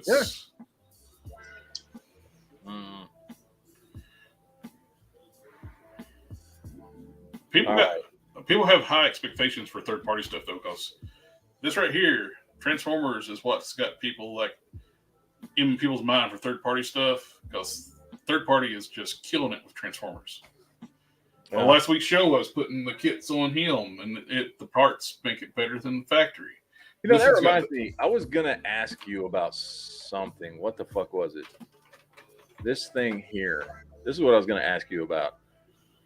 Here, let me screen share this because I saw this and I was like, "This is pretty cool," and I see it all the time, all over the internet, and Amazon and stuff under different names, but it's always the same thing. And it's these things right here that are pretty cheap, relatively speaking. But I didn't, they're always different names. Like this one's called. They always have like a different name here, but they say Deformation Robot. It's obviously knockoff Transformers shit. But I wonder if they're any good because they look. Sometimes cool. They are, sometimes they're not. There used to be a company called Wei Zhang, and they would actually improve the Hasbro versions and do their own thing, use the base model. And they were wonderful, great quality, better than Hasbro. But they made a mistake back when Disney was close with China. They made an Iron Man figure, and that got Pooh Bear after them. Oh, wow. So Disney got China to shut them down. Some of the guys from that company got arrested for it, but others moved on. They started another company and they started making figures again under a different name. Because like this one looks really cool. I would love to have. I forget what they call this version of Optimus, the black version. Isn't he from the comics or something? In the U.S., they call him Nemesis Prime or Scourge. Okay, but he looks really cool. And we talked about this before. I'm not huge into Transformers, but like I like Optimus Prime as much as anybody. And having this version of him, I thought looked pretty cool. And I was like, well, shit, for the price, I think these things sell for $30 to $35. And they look really nice, but I've never bought one of these knockoff ones. I don't know if they're any good, And in Japan, Optimus Prime is not called Optimus Prime; it's called Convoy. Yeah. So that would be Black Convoy. So that's what I was going to ask you. Because I know you buy way more Transformers than I do, so I didn't know if you had heard of this. Somebody's fucking their mic again. Is anybody or whoever did that? Are you? Oh, okay? sorry. Have you fallen? Can you get up? Sorry. I just want to make sure you're all right. I forgot I wasn't muted. Do we need to send a life alert out?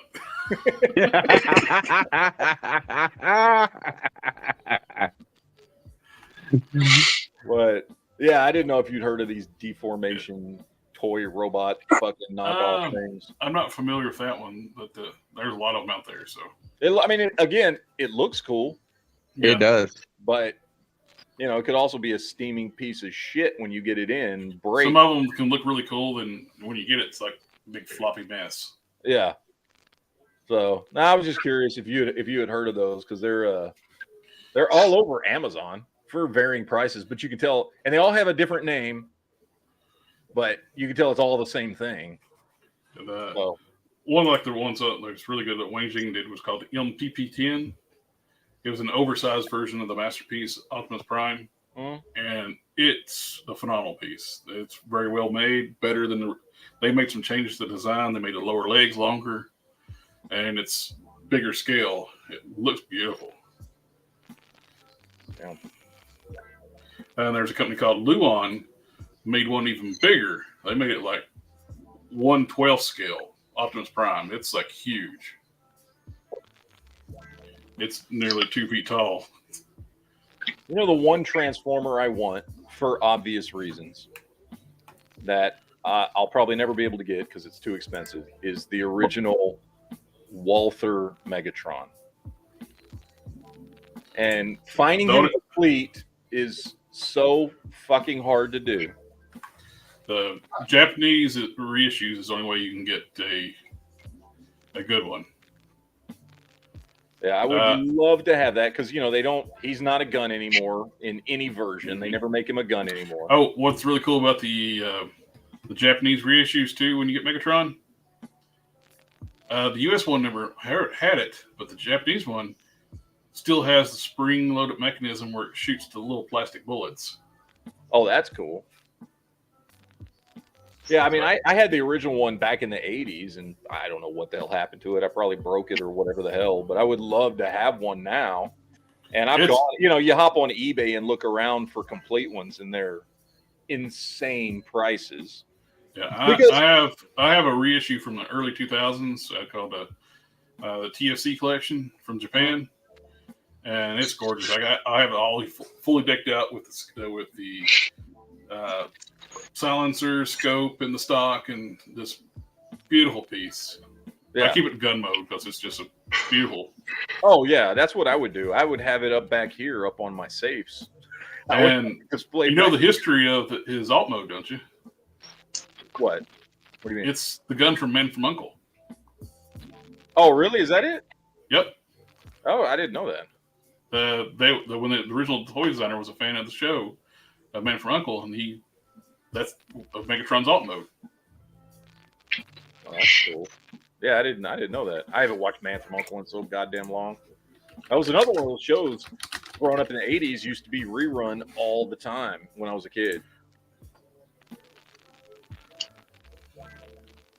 Yeah, that's one I really want because I just But I want it complete, and you can find him broken apart or missing his silencer and his scope and all that shit. But I want the complete thing to put on display because that would be cool. But I just not going to spend that much money on what one of those things. What does one of the reissues cost? How much is those? How much are those? They haven't done one in a while, so they're pricey too. Yeah. Did you ever see that stuff that Library Garrett posted in Geek Porn that he got from Japan? Oh yeah, no, I was looking at it earlier today. Yeah. You got all that Gundam stuff, which I'll send you a link in the private chat to Ben from Uncle Gun.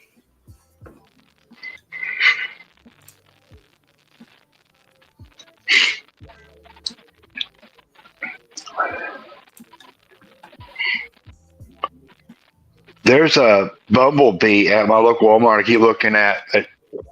He's big and looks really cool, but he's like $35. I keep cringing and walking away. Yeah, Hasbro's gotten a little crazy with their prices here recently. Yep, there's what Megatron's based on. Yep, that is. That's so fucking cool. Yeah, that is. Yep, that'd be freaking cool. That'd be cool. I love to have like a Walter P-38, a real one, like spec'd out like that, just to. Yep. I've passed on a couple of Walters, not decked out like that. But... you can't really have one decked out like that unless you get like the special tax ticket and. Yeah, if you get your tax stamp, because even with the longer barrel, it's still not 16 inches. So you have it because I think that's that's probably about a 14-inch barrel, which means it's still going to be an SBR, which means you're still going to have to get the $200 tax stamp just to have it decked out like that. Which honestly, that's not that big. Having to pay the extra $200 to have that. The problem is the gun itself, a Walther P-38. Costs a lot of money. And to do all of that to it will cost a lot of money. So I didn't know I didn't know you were a fan of the Freedom Senders. A little bit. Not as much as everybody else, but I have a couple. Everyone should. We won't get into that. Now get it right there, long distance hole punch. Long distance hole puncher. Yes, that's all it is. It's just an office supply. Mm-hmm. Rome out there in the chat says Hasbro YouTube channel shows G.I. Joe 24/7. Yes, I'm subscribed to them. There's many times when I'll just be like, what episode's playing right now? And I'll click on the G.I. Joe. Yeah, I love that channel. I noticed they don't ever play the Dick series. No, never.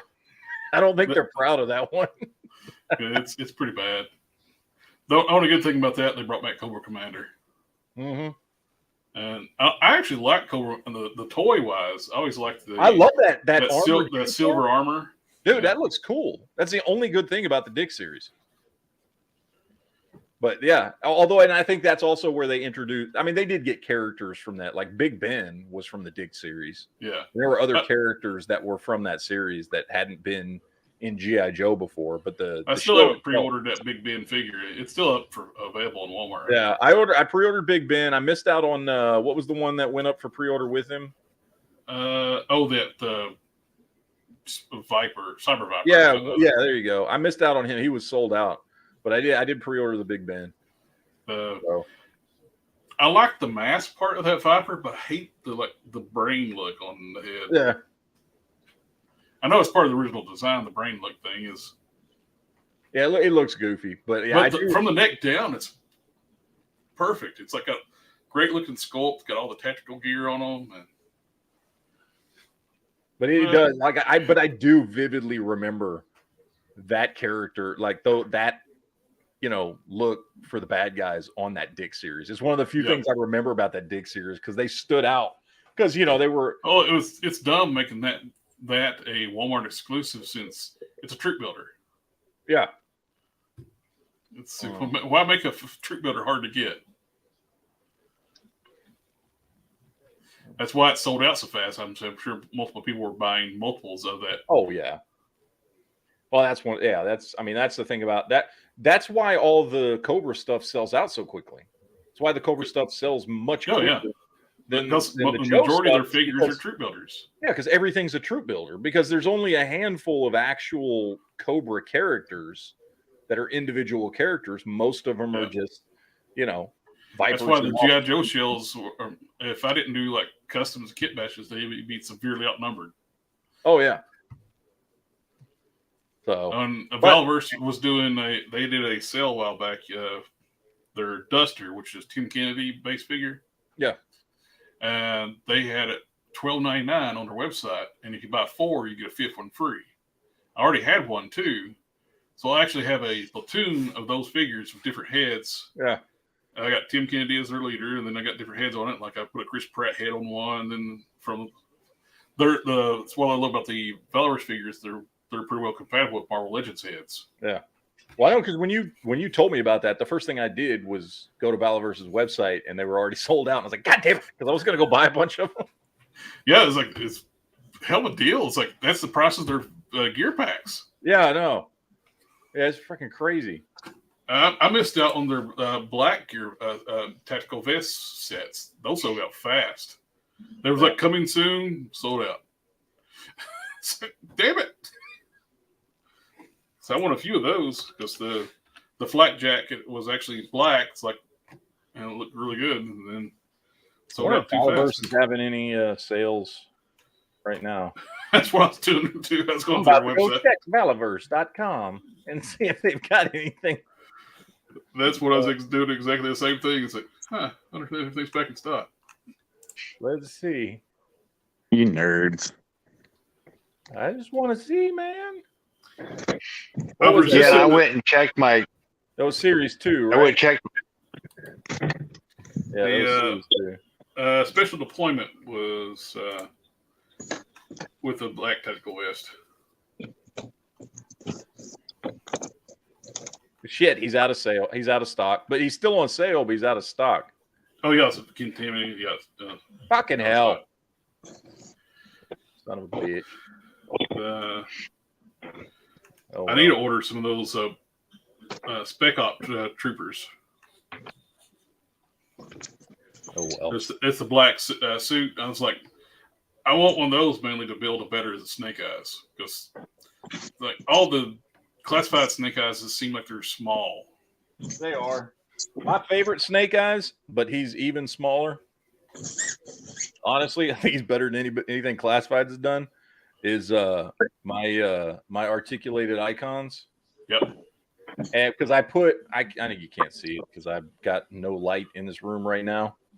But I don't remember where I got this head from. If I'm honest with you, it was a spare head from something, but it's just a blank head. That what I did is I took the green goggles off of the, that came in the pack with him, and I glued them on. I just glued the green goggles onto this blank black head that I've got. Yeah, and that's like. So I bought that exact same figure to do that custom. Yeah, and it's a great Snake Eyes. I mean, he's true 6-inch scale, so he's smaller than the rest of them. But like that, I've got him at the front of the shelf. Because that looks better than the other 2 Snake Eyes figures I got. And I like the other 2 Snake Eyes figures. They're good figures, but they don't look as good as that one. So I bought that one and the white Ninja one to do a Storm Shadow. And then as soon as I got those, like I was waiting for Corey. We used to sell Snake Eyes heads that fit that body. Yeah. I was waiting for him to restock. Before he restocked, they made the announcement for the G.I. Joe. So the Classified line, and he never ended up doing more Snake Eyes heads. Yep. Yeah, it's I don't know. I do really like the articulated icon stuff. I just really, really wish they would have been in Classifieds or Marvel Legends scale. I don't know why they didn't do that. It's so weird because they're such fans of the Legend scale. Why they went true 112? I don't know. It's weird. and it's not horrible. Like, you know, it's on the shelf or whatever. And when you're the red ninjas work fine to me for hand ninjas. I bought a bunch of the red ones because they're Asian, so they're smaller. So, yeah, it works. It works, fits, right? Yeah. I don't know. I like them. I've only got a couple of them. I got him, and then I've got the. Anytime they put the red ones on sale, I'd buy red ones. I'm trying to think. I don't know what you call these guys. I bought 2 of these because they had them on sale for $12 a piece. These dudes. So I bought 2 of them, and then I just switched them out. I changed one dude up. So I basically got Ken and Ryu, sort of. I like tweaked the one dude's hair and painted it blonde. Yeah. And, you know, gave him a little bit of so, but, you know, they were like $12. I was like, hell yeah, I'm going to buy a couple of those. And they got the arm packs on sale for $15 right now. Yeah. And then I just put them on my shelf with my Iron Fist and Shang-Chi. Mm-hmm. And they look great. You know, they're right there with those two where it works great, but they are smaller, you know. Yeah. They are slightly smaller, but you know, whatever. They've got the red ninjas back up, but they're full price at $40 pop. I wanted to get some of their the samurai guy, and then the what was the other one? There was the samurai, and there was one of the other ones that I wanted to pick up that looked pretty cool. But their skeletons are not dead. I thought they killed that skeleton line. Oh, they're still making them? They're going to have a PowerCon exclusive that glows in the dark. Who was it that just came out with skeletons? Fuck. There's about 5 companies. Once Foosh made an announcement they're going to do skeletons. Dan Larson just did a video on them. He just got a wave in. One was dressed as a skeleton pirate. One was a skeleton this, skeleton that. One was like a skeleton in medieval armor. He just did a video like a week ago on them, and I can't remember which company it was. But I know who exactly could answer this question. It's Don he collects skeleton figures. Yeah, they were really cool. I'm not into skeleton figures or anything like that, but the ones he had looked really, really good. No, I did pre-order that Mythic Legion's Grim Reaper. Yeah, in fact he had that one. He was doing a comparison because he had that one, and he was showing these new ones. JWD in the chat says Boss Fight Studios. Is that who it was? Boss Fight? I don't know. I can't remember, but it was cool because he had the whole wave. There was like 4 of them, and he had the whole wave of them. And he compared them to the Mythic Legions one, and he compared them to one other one. Can't remember what they were. And the ones he did, I got to look that video up because I got to remember what those were. Let me find them. By the way, if you have not subscribed to Dan Larson's channel, go do that because he's got a second channel now that he just does toy stuff on. That's cool. Because he kind of turned Toy Galaxy into a kind of a different thing.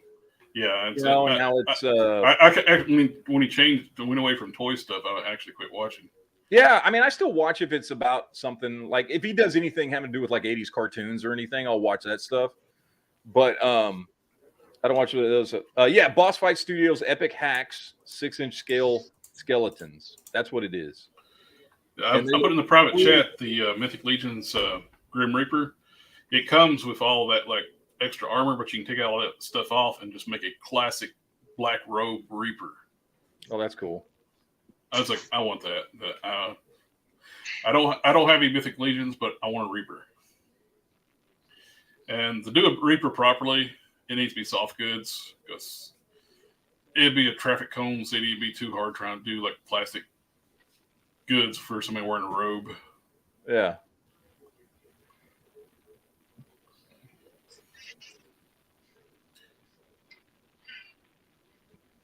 I mean, it looks cool. Yeah, there it is. Yeah. You can see traditional Reaper. I like that look. And the figure, the base skeleton looks pretty robust too. Like it's not going to break on you. Yeah, this is the ones he had. I just watched this. Do you love getting high? Nope, we're not gonna fucking. Do you love getting high? Do you love getting high? I am so sick of that ad. Do you love? Yeah, I am too. I see it everywhere. Damn, I'm glad you said that. I need to unsubscribe to my YouTube Premium. My free trial ends. Yeah, but he's got these back here. This is the one he's got open. But he's got you got one done up like a Grim Reaper back here, one done up in like medieval armor, one done up as a pirate, and then he's got this one. But the skeletons themselves, just as skeletons, look really fucking good. And so he's doing some comparisons with them with some other stuff. And the Epic Hacks is the one in the middle. And let me get toward the point where he opens the other ones up because the other ones are really fucking cool. So yeah, so he's got the pirate one, the green one there. I mean, they're really cool. I'm not that big into skeletons or anything like that, but these things look sweet. And then, so this is the Grim Reaper one that they've got.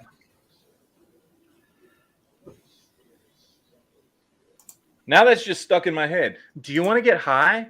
Like, I just can't. Do you want to get high? Seriously. Like, let's get high. Why not? Hey, I'm glad it said, do you want to get high? Or I would have got charged for my YouTube Premium. That's funny.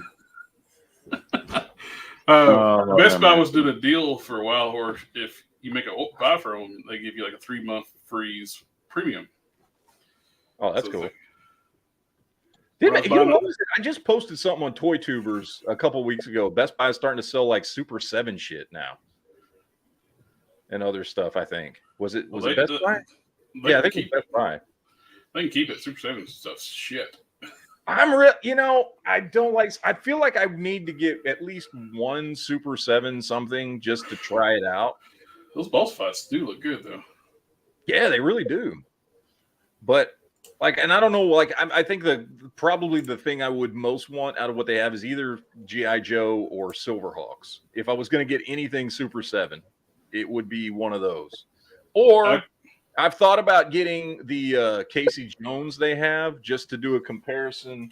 I've heard their turtles are better quality than just about anything they make. Because I really kind of want to do a comparison between their Super 7 Casey Jones and this NECA one. Because this NECA one's fucking awesome. The NECA one's great. But I kind of want to do, because I don't know. I feel like I want to pick up at least one Super 7 just to say that I did and try it out and see what I think. But I don't know.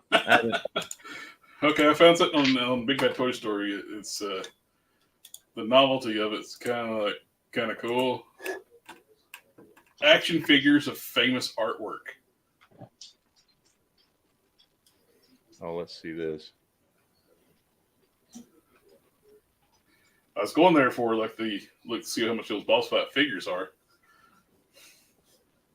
I knew these were coming out. I forgot about them though. What the shit? Oh wait. You get the Veturian Man. I mean, there's clearly penis there, but I mean he's. And you got the not very impressive penis, but you know. You got David the statue. You got the Thinker. Oh, so you can take the extra sets of shit off of him, but apparently not the penis. The penis stays.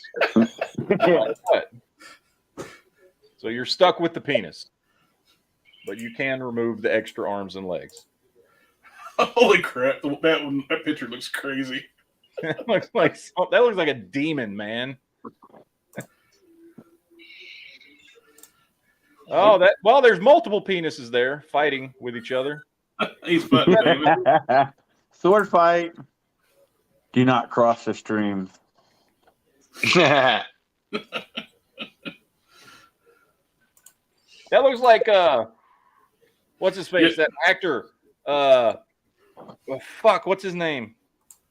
The guy from 28 Weeks Later, and he was in the show on the time. Cillian Murphy? No. 28 Weeks Later, the second one. Robert. Oh. Fuck's his name? I'm gonna look him up. Hold on. Okay. I'm telling you that's who this dude looks like. Hold on.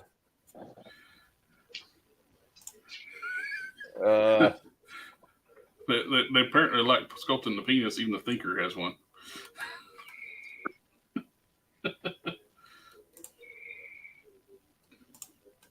Where is he? Where is he? Where is he? Where is he? Where is he?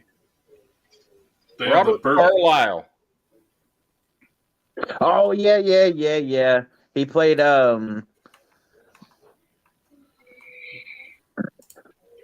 Rumpelstiltskin, right?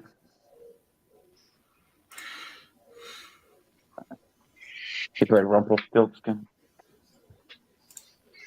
They're also doing the birth of Venus. Oh, the dude from Tell me that is not the same dude. That is. Yeah. I see it. Yeah, it doesn't look like the same face. They made a Robert Carlyle figure with a penis. All right, there you go. Anyway, all right, enough of Penis Man. What else did they have here? They got Venus. They really like the penis. Like, they really are going for it, like full schlong. Oh my god! If you go into the Venus one with the girl, they even put the Thinker on there so they can show the penis in one of the pictures. Wait, where's Venus? Going down the clamshell there. Oh. The Table Museum.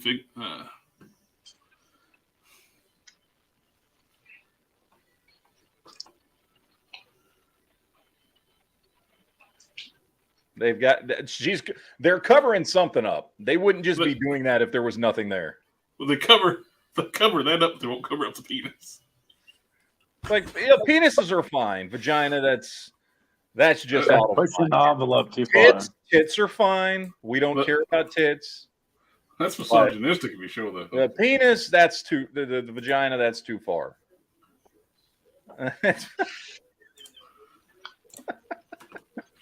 They even stuck the Thinker in there so they can throw a penis in that ad. We'd be like, we just, we think you missed some penis on this one. So now I want to see if they stuck the other ones.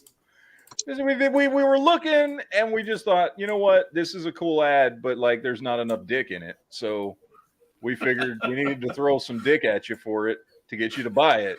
What about the Scream? Is the Scream got one? Their penis in the Scream. No, he doesn't have a penis. It probably does. We just can't see it. It's covered up. Oh, he can do the heart thing. So that's good. That's lovely.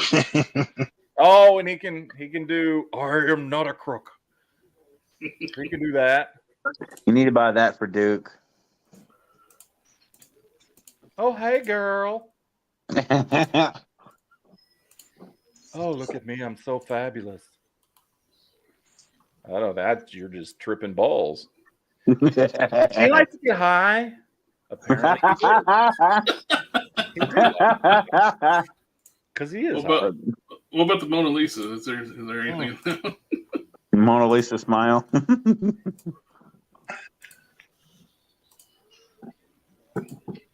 Let's see. Oh. No. I'm surprised they didn't put one in there. Oh, thumbs up. She's like, I don't have a penis. Oh, deuces, yo. Should I not pee in the fridge? There it is. Yeah, okay. What the hell is this shit? The Mummy don't have one either.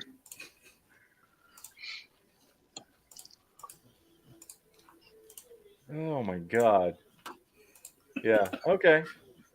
All right. But but are they hinged? Are they hinged? Is it a dick hinge? If it's not, that's not realistic. Every dick has a hinge. How the hell did that come up last week? I forgot. Because I was trying to say disc hinge for the neck articulation, and it just came out dick hinge. So that's what happened. I don't know. It was a Freudian slip, I guess. Sure. I don't fucking know. Hey, they got anything good out this? Oh, this is what I pre-ordered these. which look, I so have loved those two Dungeons and Dragons figures. So you got this one and this dude. Oh, that knight looks cool. Doesn't he look awesome? I almost thought he was Goblin Slayer when I first saw it. He does kind of look like Goblin Slayer. He's even got the porn stash and everything. But his mask comes down. He's got the shield. Look at that. That looks badass, man. Yeah, I can't wait to get this dude in, but I don't think they release till like September. So it'll be a long wait. But the boss fight skeletons are $30 a piece. That's not bad. No, it's not. They got luchadors, cowboys, Spartans, all kinds of different ones. Oh, I forgot they make Popeye too. Hey Matt, while you're on Big Bad Toy Store, look something up for me and tell me if it's worth it. What do you got? It's the pre-order Deadpool. From it's Deadpool 2, I think it is. What company is it? Do you know? Big Bad Toy. Oh, it's by Bandai. Oh, SH Figure Arts. Oh, yeah. I just got that one. That one actually looked pretty fucking cool. The naked skeletons are cheap. They're only $17.99. Here's the thing, though. If I'm honest with you, so this is the one that's pre-ordered for $109 and looks really cool. Mm-hmm. But right now, you can just get this one for $79. And I like this one better. I like the brighter red. This is Deadpool 1. And he's in stock right now. And it is the same figure, just recolored. The new one that's coming out, they've just recolored it, but it's the same figure. Oh, really? Oh, they're cool. I prefer the brighter red myself. And that one you can get now for $79. And it's in stock now. You don't have to pre-order it. So if I was looking for an SH Figure Arts Deadpool, I would just get this one. Because you can get it now cheaper. Oh yeah. I like that brighter red too. Yeah, I think the bright red looks better than the darker. I mean, I get the darker suit from the second movie and shit, but I like this one better. I think this one's a better. I honestly saw the dark one first. I didn't see that one until you mentioned it. Yeah, this one is what, $30 cheaper, and I think it looks better with the nice bright red. So, hey, you don't have to pre-order. You can just like get it now if you want it. That and the one that's for pre-order actually comes with, I think, like 6 different Desert Eagles. Yeah. 2 of them are smoking, 2 of them look like they've been fired, and then 2 of them are just. They should come with all the same accessories. Well, the one the 79 doesn't. It just comes with different hands, the swords, and a knife. Oh, so I'm looking at the accessories. Yeah, he doesn't come with the Deagles. Oh man, I'll be honest. I would still get this one because I think for $30, like, I think it looks better as Deadpool because it's brighter red. It's cheaper and you can get it now. Yeah, right.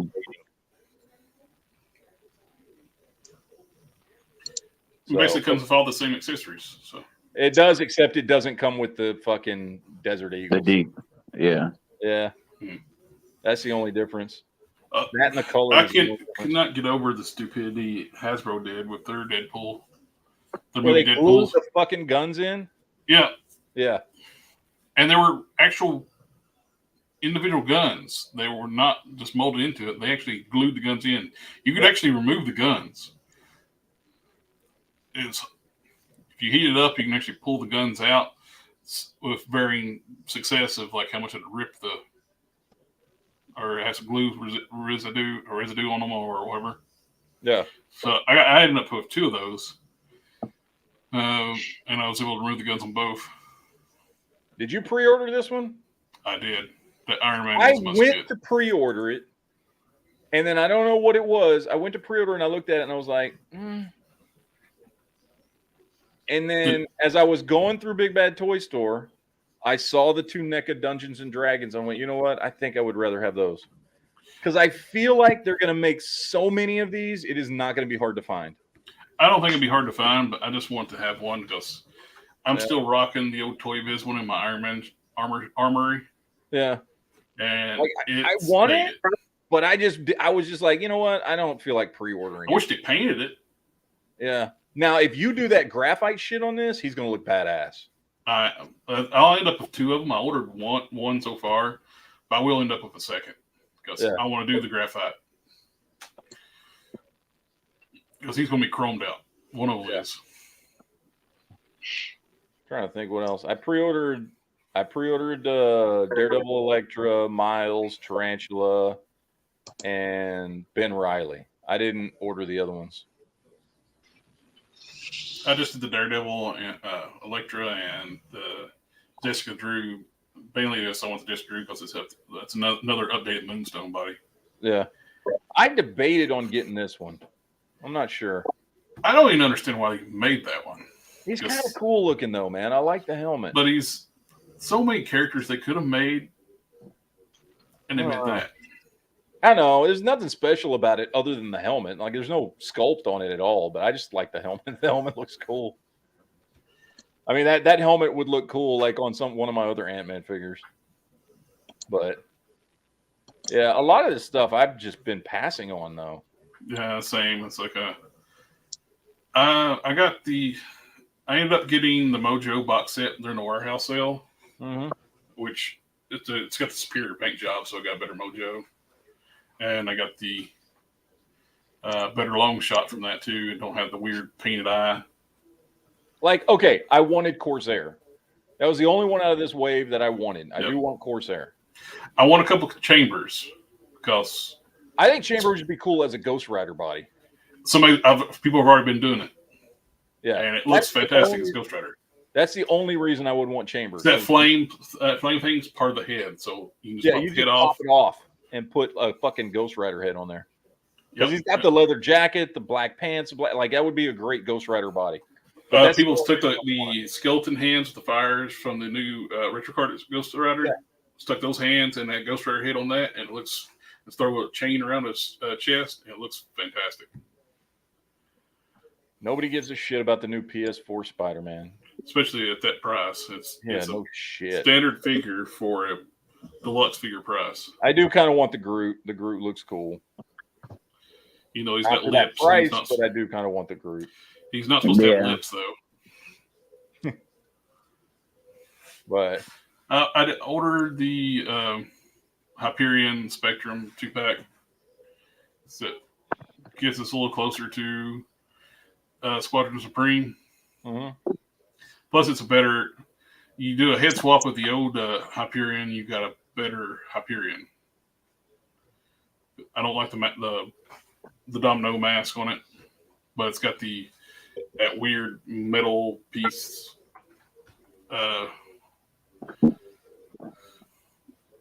around his chest. Spiral is just. That's a top Marvel Legends of the year right there. Oh, yeah, absolutely. Spiral's awesome. I'm supposed to be getting this dude right here. He's supposed to show up on Tuesday. I pre-ordered him when they first released him. We'll see if he's any good. I don't know. I hope it is. I hope that head looks that good. I do too, because I plan to pose him without the mask. So I hope it looks good. I'm not the biggest fan of the hip articulation on SH Figure Arts on figures that are like this, that are supposed to just be wearing a bodysuit, because it breaks up the sculpt. But I don't know. We'll see. I would love to see him just do another movie with Tobey Maguire, like an older Spider-Man. Dude, I saw somebody posted in I don't know, one of the places I follow on Facebook, and they were like, had the perfect idea. We need a Spider-Man 4 that is the equivalent of Logan, but with Tobey Maguire's Spider-Man, like his last story. He's older. Make it serious. Make it dark. Make it whatever. Well, they could even use that to introduce, like in the EMT universe, Spider-Girl, have him lose a leg. That's why he quits being Spider-Man. He loses a leg. He gets a prosthetic, but a cybernetic prosthetic, but he quits being Spider-Man. Then when his daughter gets old enough, she takes up the mantle. And she modifies. They have Ben Reilly's costume. She modifies it to fit her and becomes Spider-Girl. Yep. And that was her Uncle Ben that died.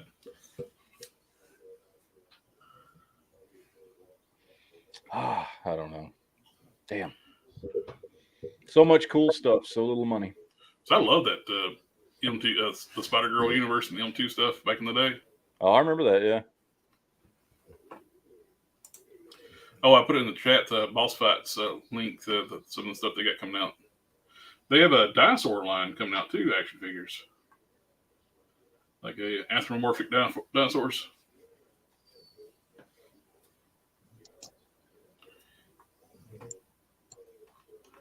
And they got a Grim Reaper too, but he's blue. Oh, yeah. Saurozoic warriors. Ooh. It looks like dinosaurs. Remember dinosaurs? I do. Fucking love dinosaurs. Oh, that sucks. I was obsessed with that show. It used to come on in the mornings before I went Dinosaurs. I loved that damn show. It was great. And they had action figures that were almost nowhere. I think they sold primarily in South America. So, of course, they're ridiculously expensive to find. If you do find them, like on eBay or something, you know. Balls. I wish they would do this in a 6-inch scale. I really do. Oh, the last figure on that list, it's a knight with a skeleton head. When I clicked on it, it's be a 6-inch, but it's 4-inch. That looks so badass. That does look cool. I was trying to see the prices for the two new Batmans, the Batman 89, and one of them sold out. Like, fuck. Yeah, I just got them from Target. So from where? Target. Oh, Target. Yeah. I don't know if they were sold out or not, but they were on Target. That's where I ordered mine from. So. Good old Target. Target. Well, because I got a Target credit card, so it helps. So, but anyway, look, guys, it's time to wind this one down. We've been going for 3 hours and 45 minutes, and it is time we said adieu to everybody and said you might as well go for the whole 4 hours. Well, I got shit I got to do, man. My wife and my daughter are in there waiting for me. They want to watch a movie. So I told them, I was like, yeah, I'll get done. Of course, I told them because I tell them this every time and it never works out this way. I'm like, oh, no, I'll just do a 2-hour chat tonight. That's fine. And then we'll watch the movie. I was hoping that Dinosaurs was on Tubi, but it's not. They got Cadillacs and Dinosaurs on Tubi. Huh? I've seen it. I don't know if they've been taken down, but I've seen it on YouTube. I've seen some of the episodes on YouTube, but it's been a while since I've looked for them, so I don't know if they're still there. But yeah, guys, that's going to be it for today. I've got a daughter and wife waiting on me to go watch something. I don't even know what the hell we're going to watch. They didn't tell me, so they're just like, they said, well, we want to watch a movie tonight. So okay, so we'll see. I don't know, but we're going to get out of here for today. We will see you guys tomorrow on Jared's chat over on Collector Express. Some of his audience is watching, so hi and bye. We'll see you guys there tomorrow. We got next for the Monday really night. Exciting next Saturday. Next Saturday is gonna be awesome. Yes, which next Saturday I will be doing a short chat. I'll do a short one just for a little bit, talk about whatever geek stuff there is to talk about for next week, and then we'll move on over to Jared's chat and go from there to talk about the General Lee. I know not just the General Lee, but that's the one I'm most excited for. So. Yeah. But they have so much cool projects going on right there now too. Yeah. They got Maverick, the Tom Cruise Maverick. Oh, the mask stuff. The mass vehicles. The Camaro looks like it's ready to go production. That thing looks great. They got the prototype of that Porsche. It looks really good. They're even for Motu Classics. They're doing the bone carrier for He-Man. Oh, nice. Not Classics. Origins. Yeah. Oh, that's right. I did see that. They posted that on Facebook. I forgot about that. Yeah, the bone carrier. And they're gonna be doing some cool shit. Yep. So yes, I'm very excited. What's the website for the General Lee again? RamenToy.com.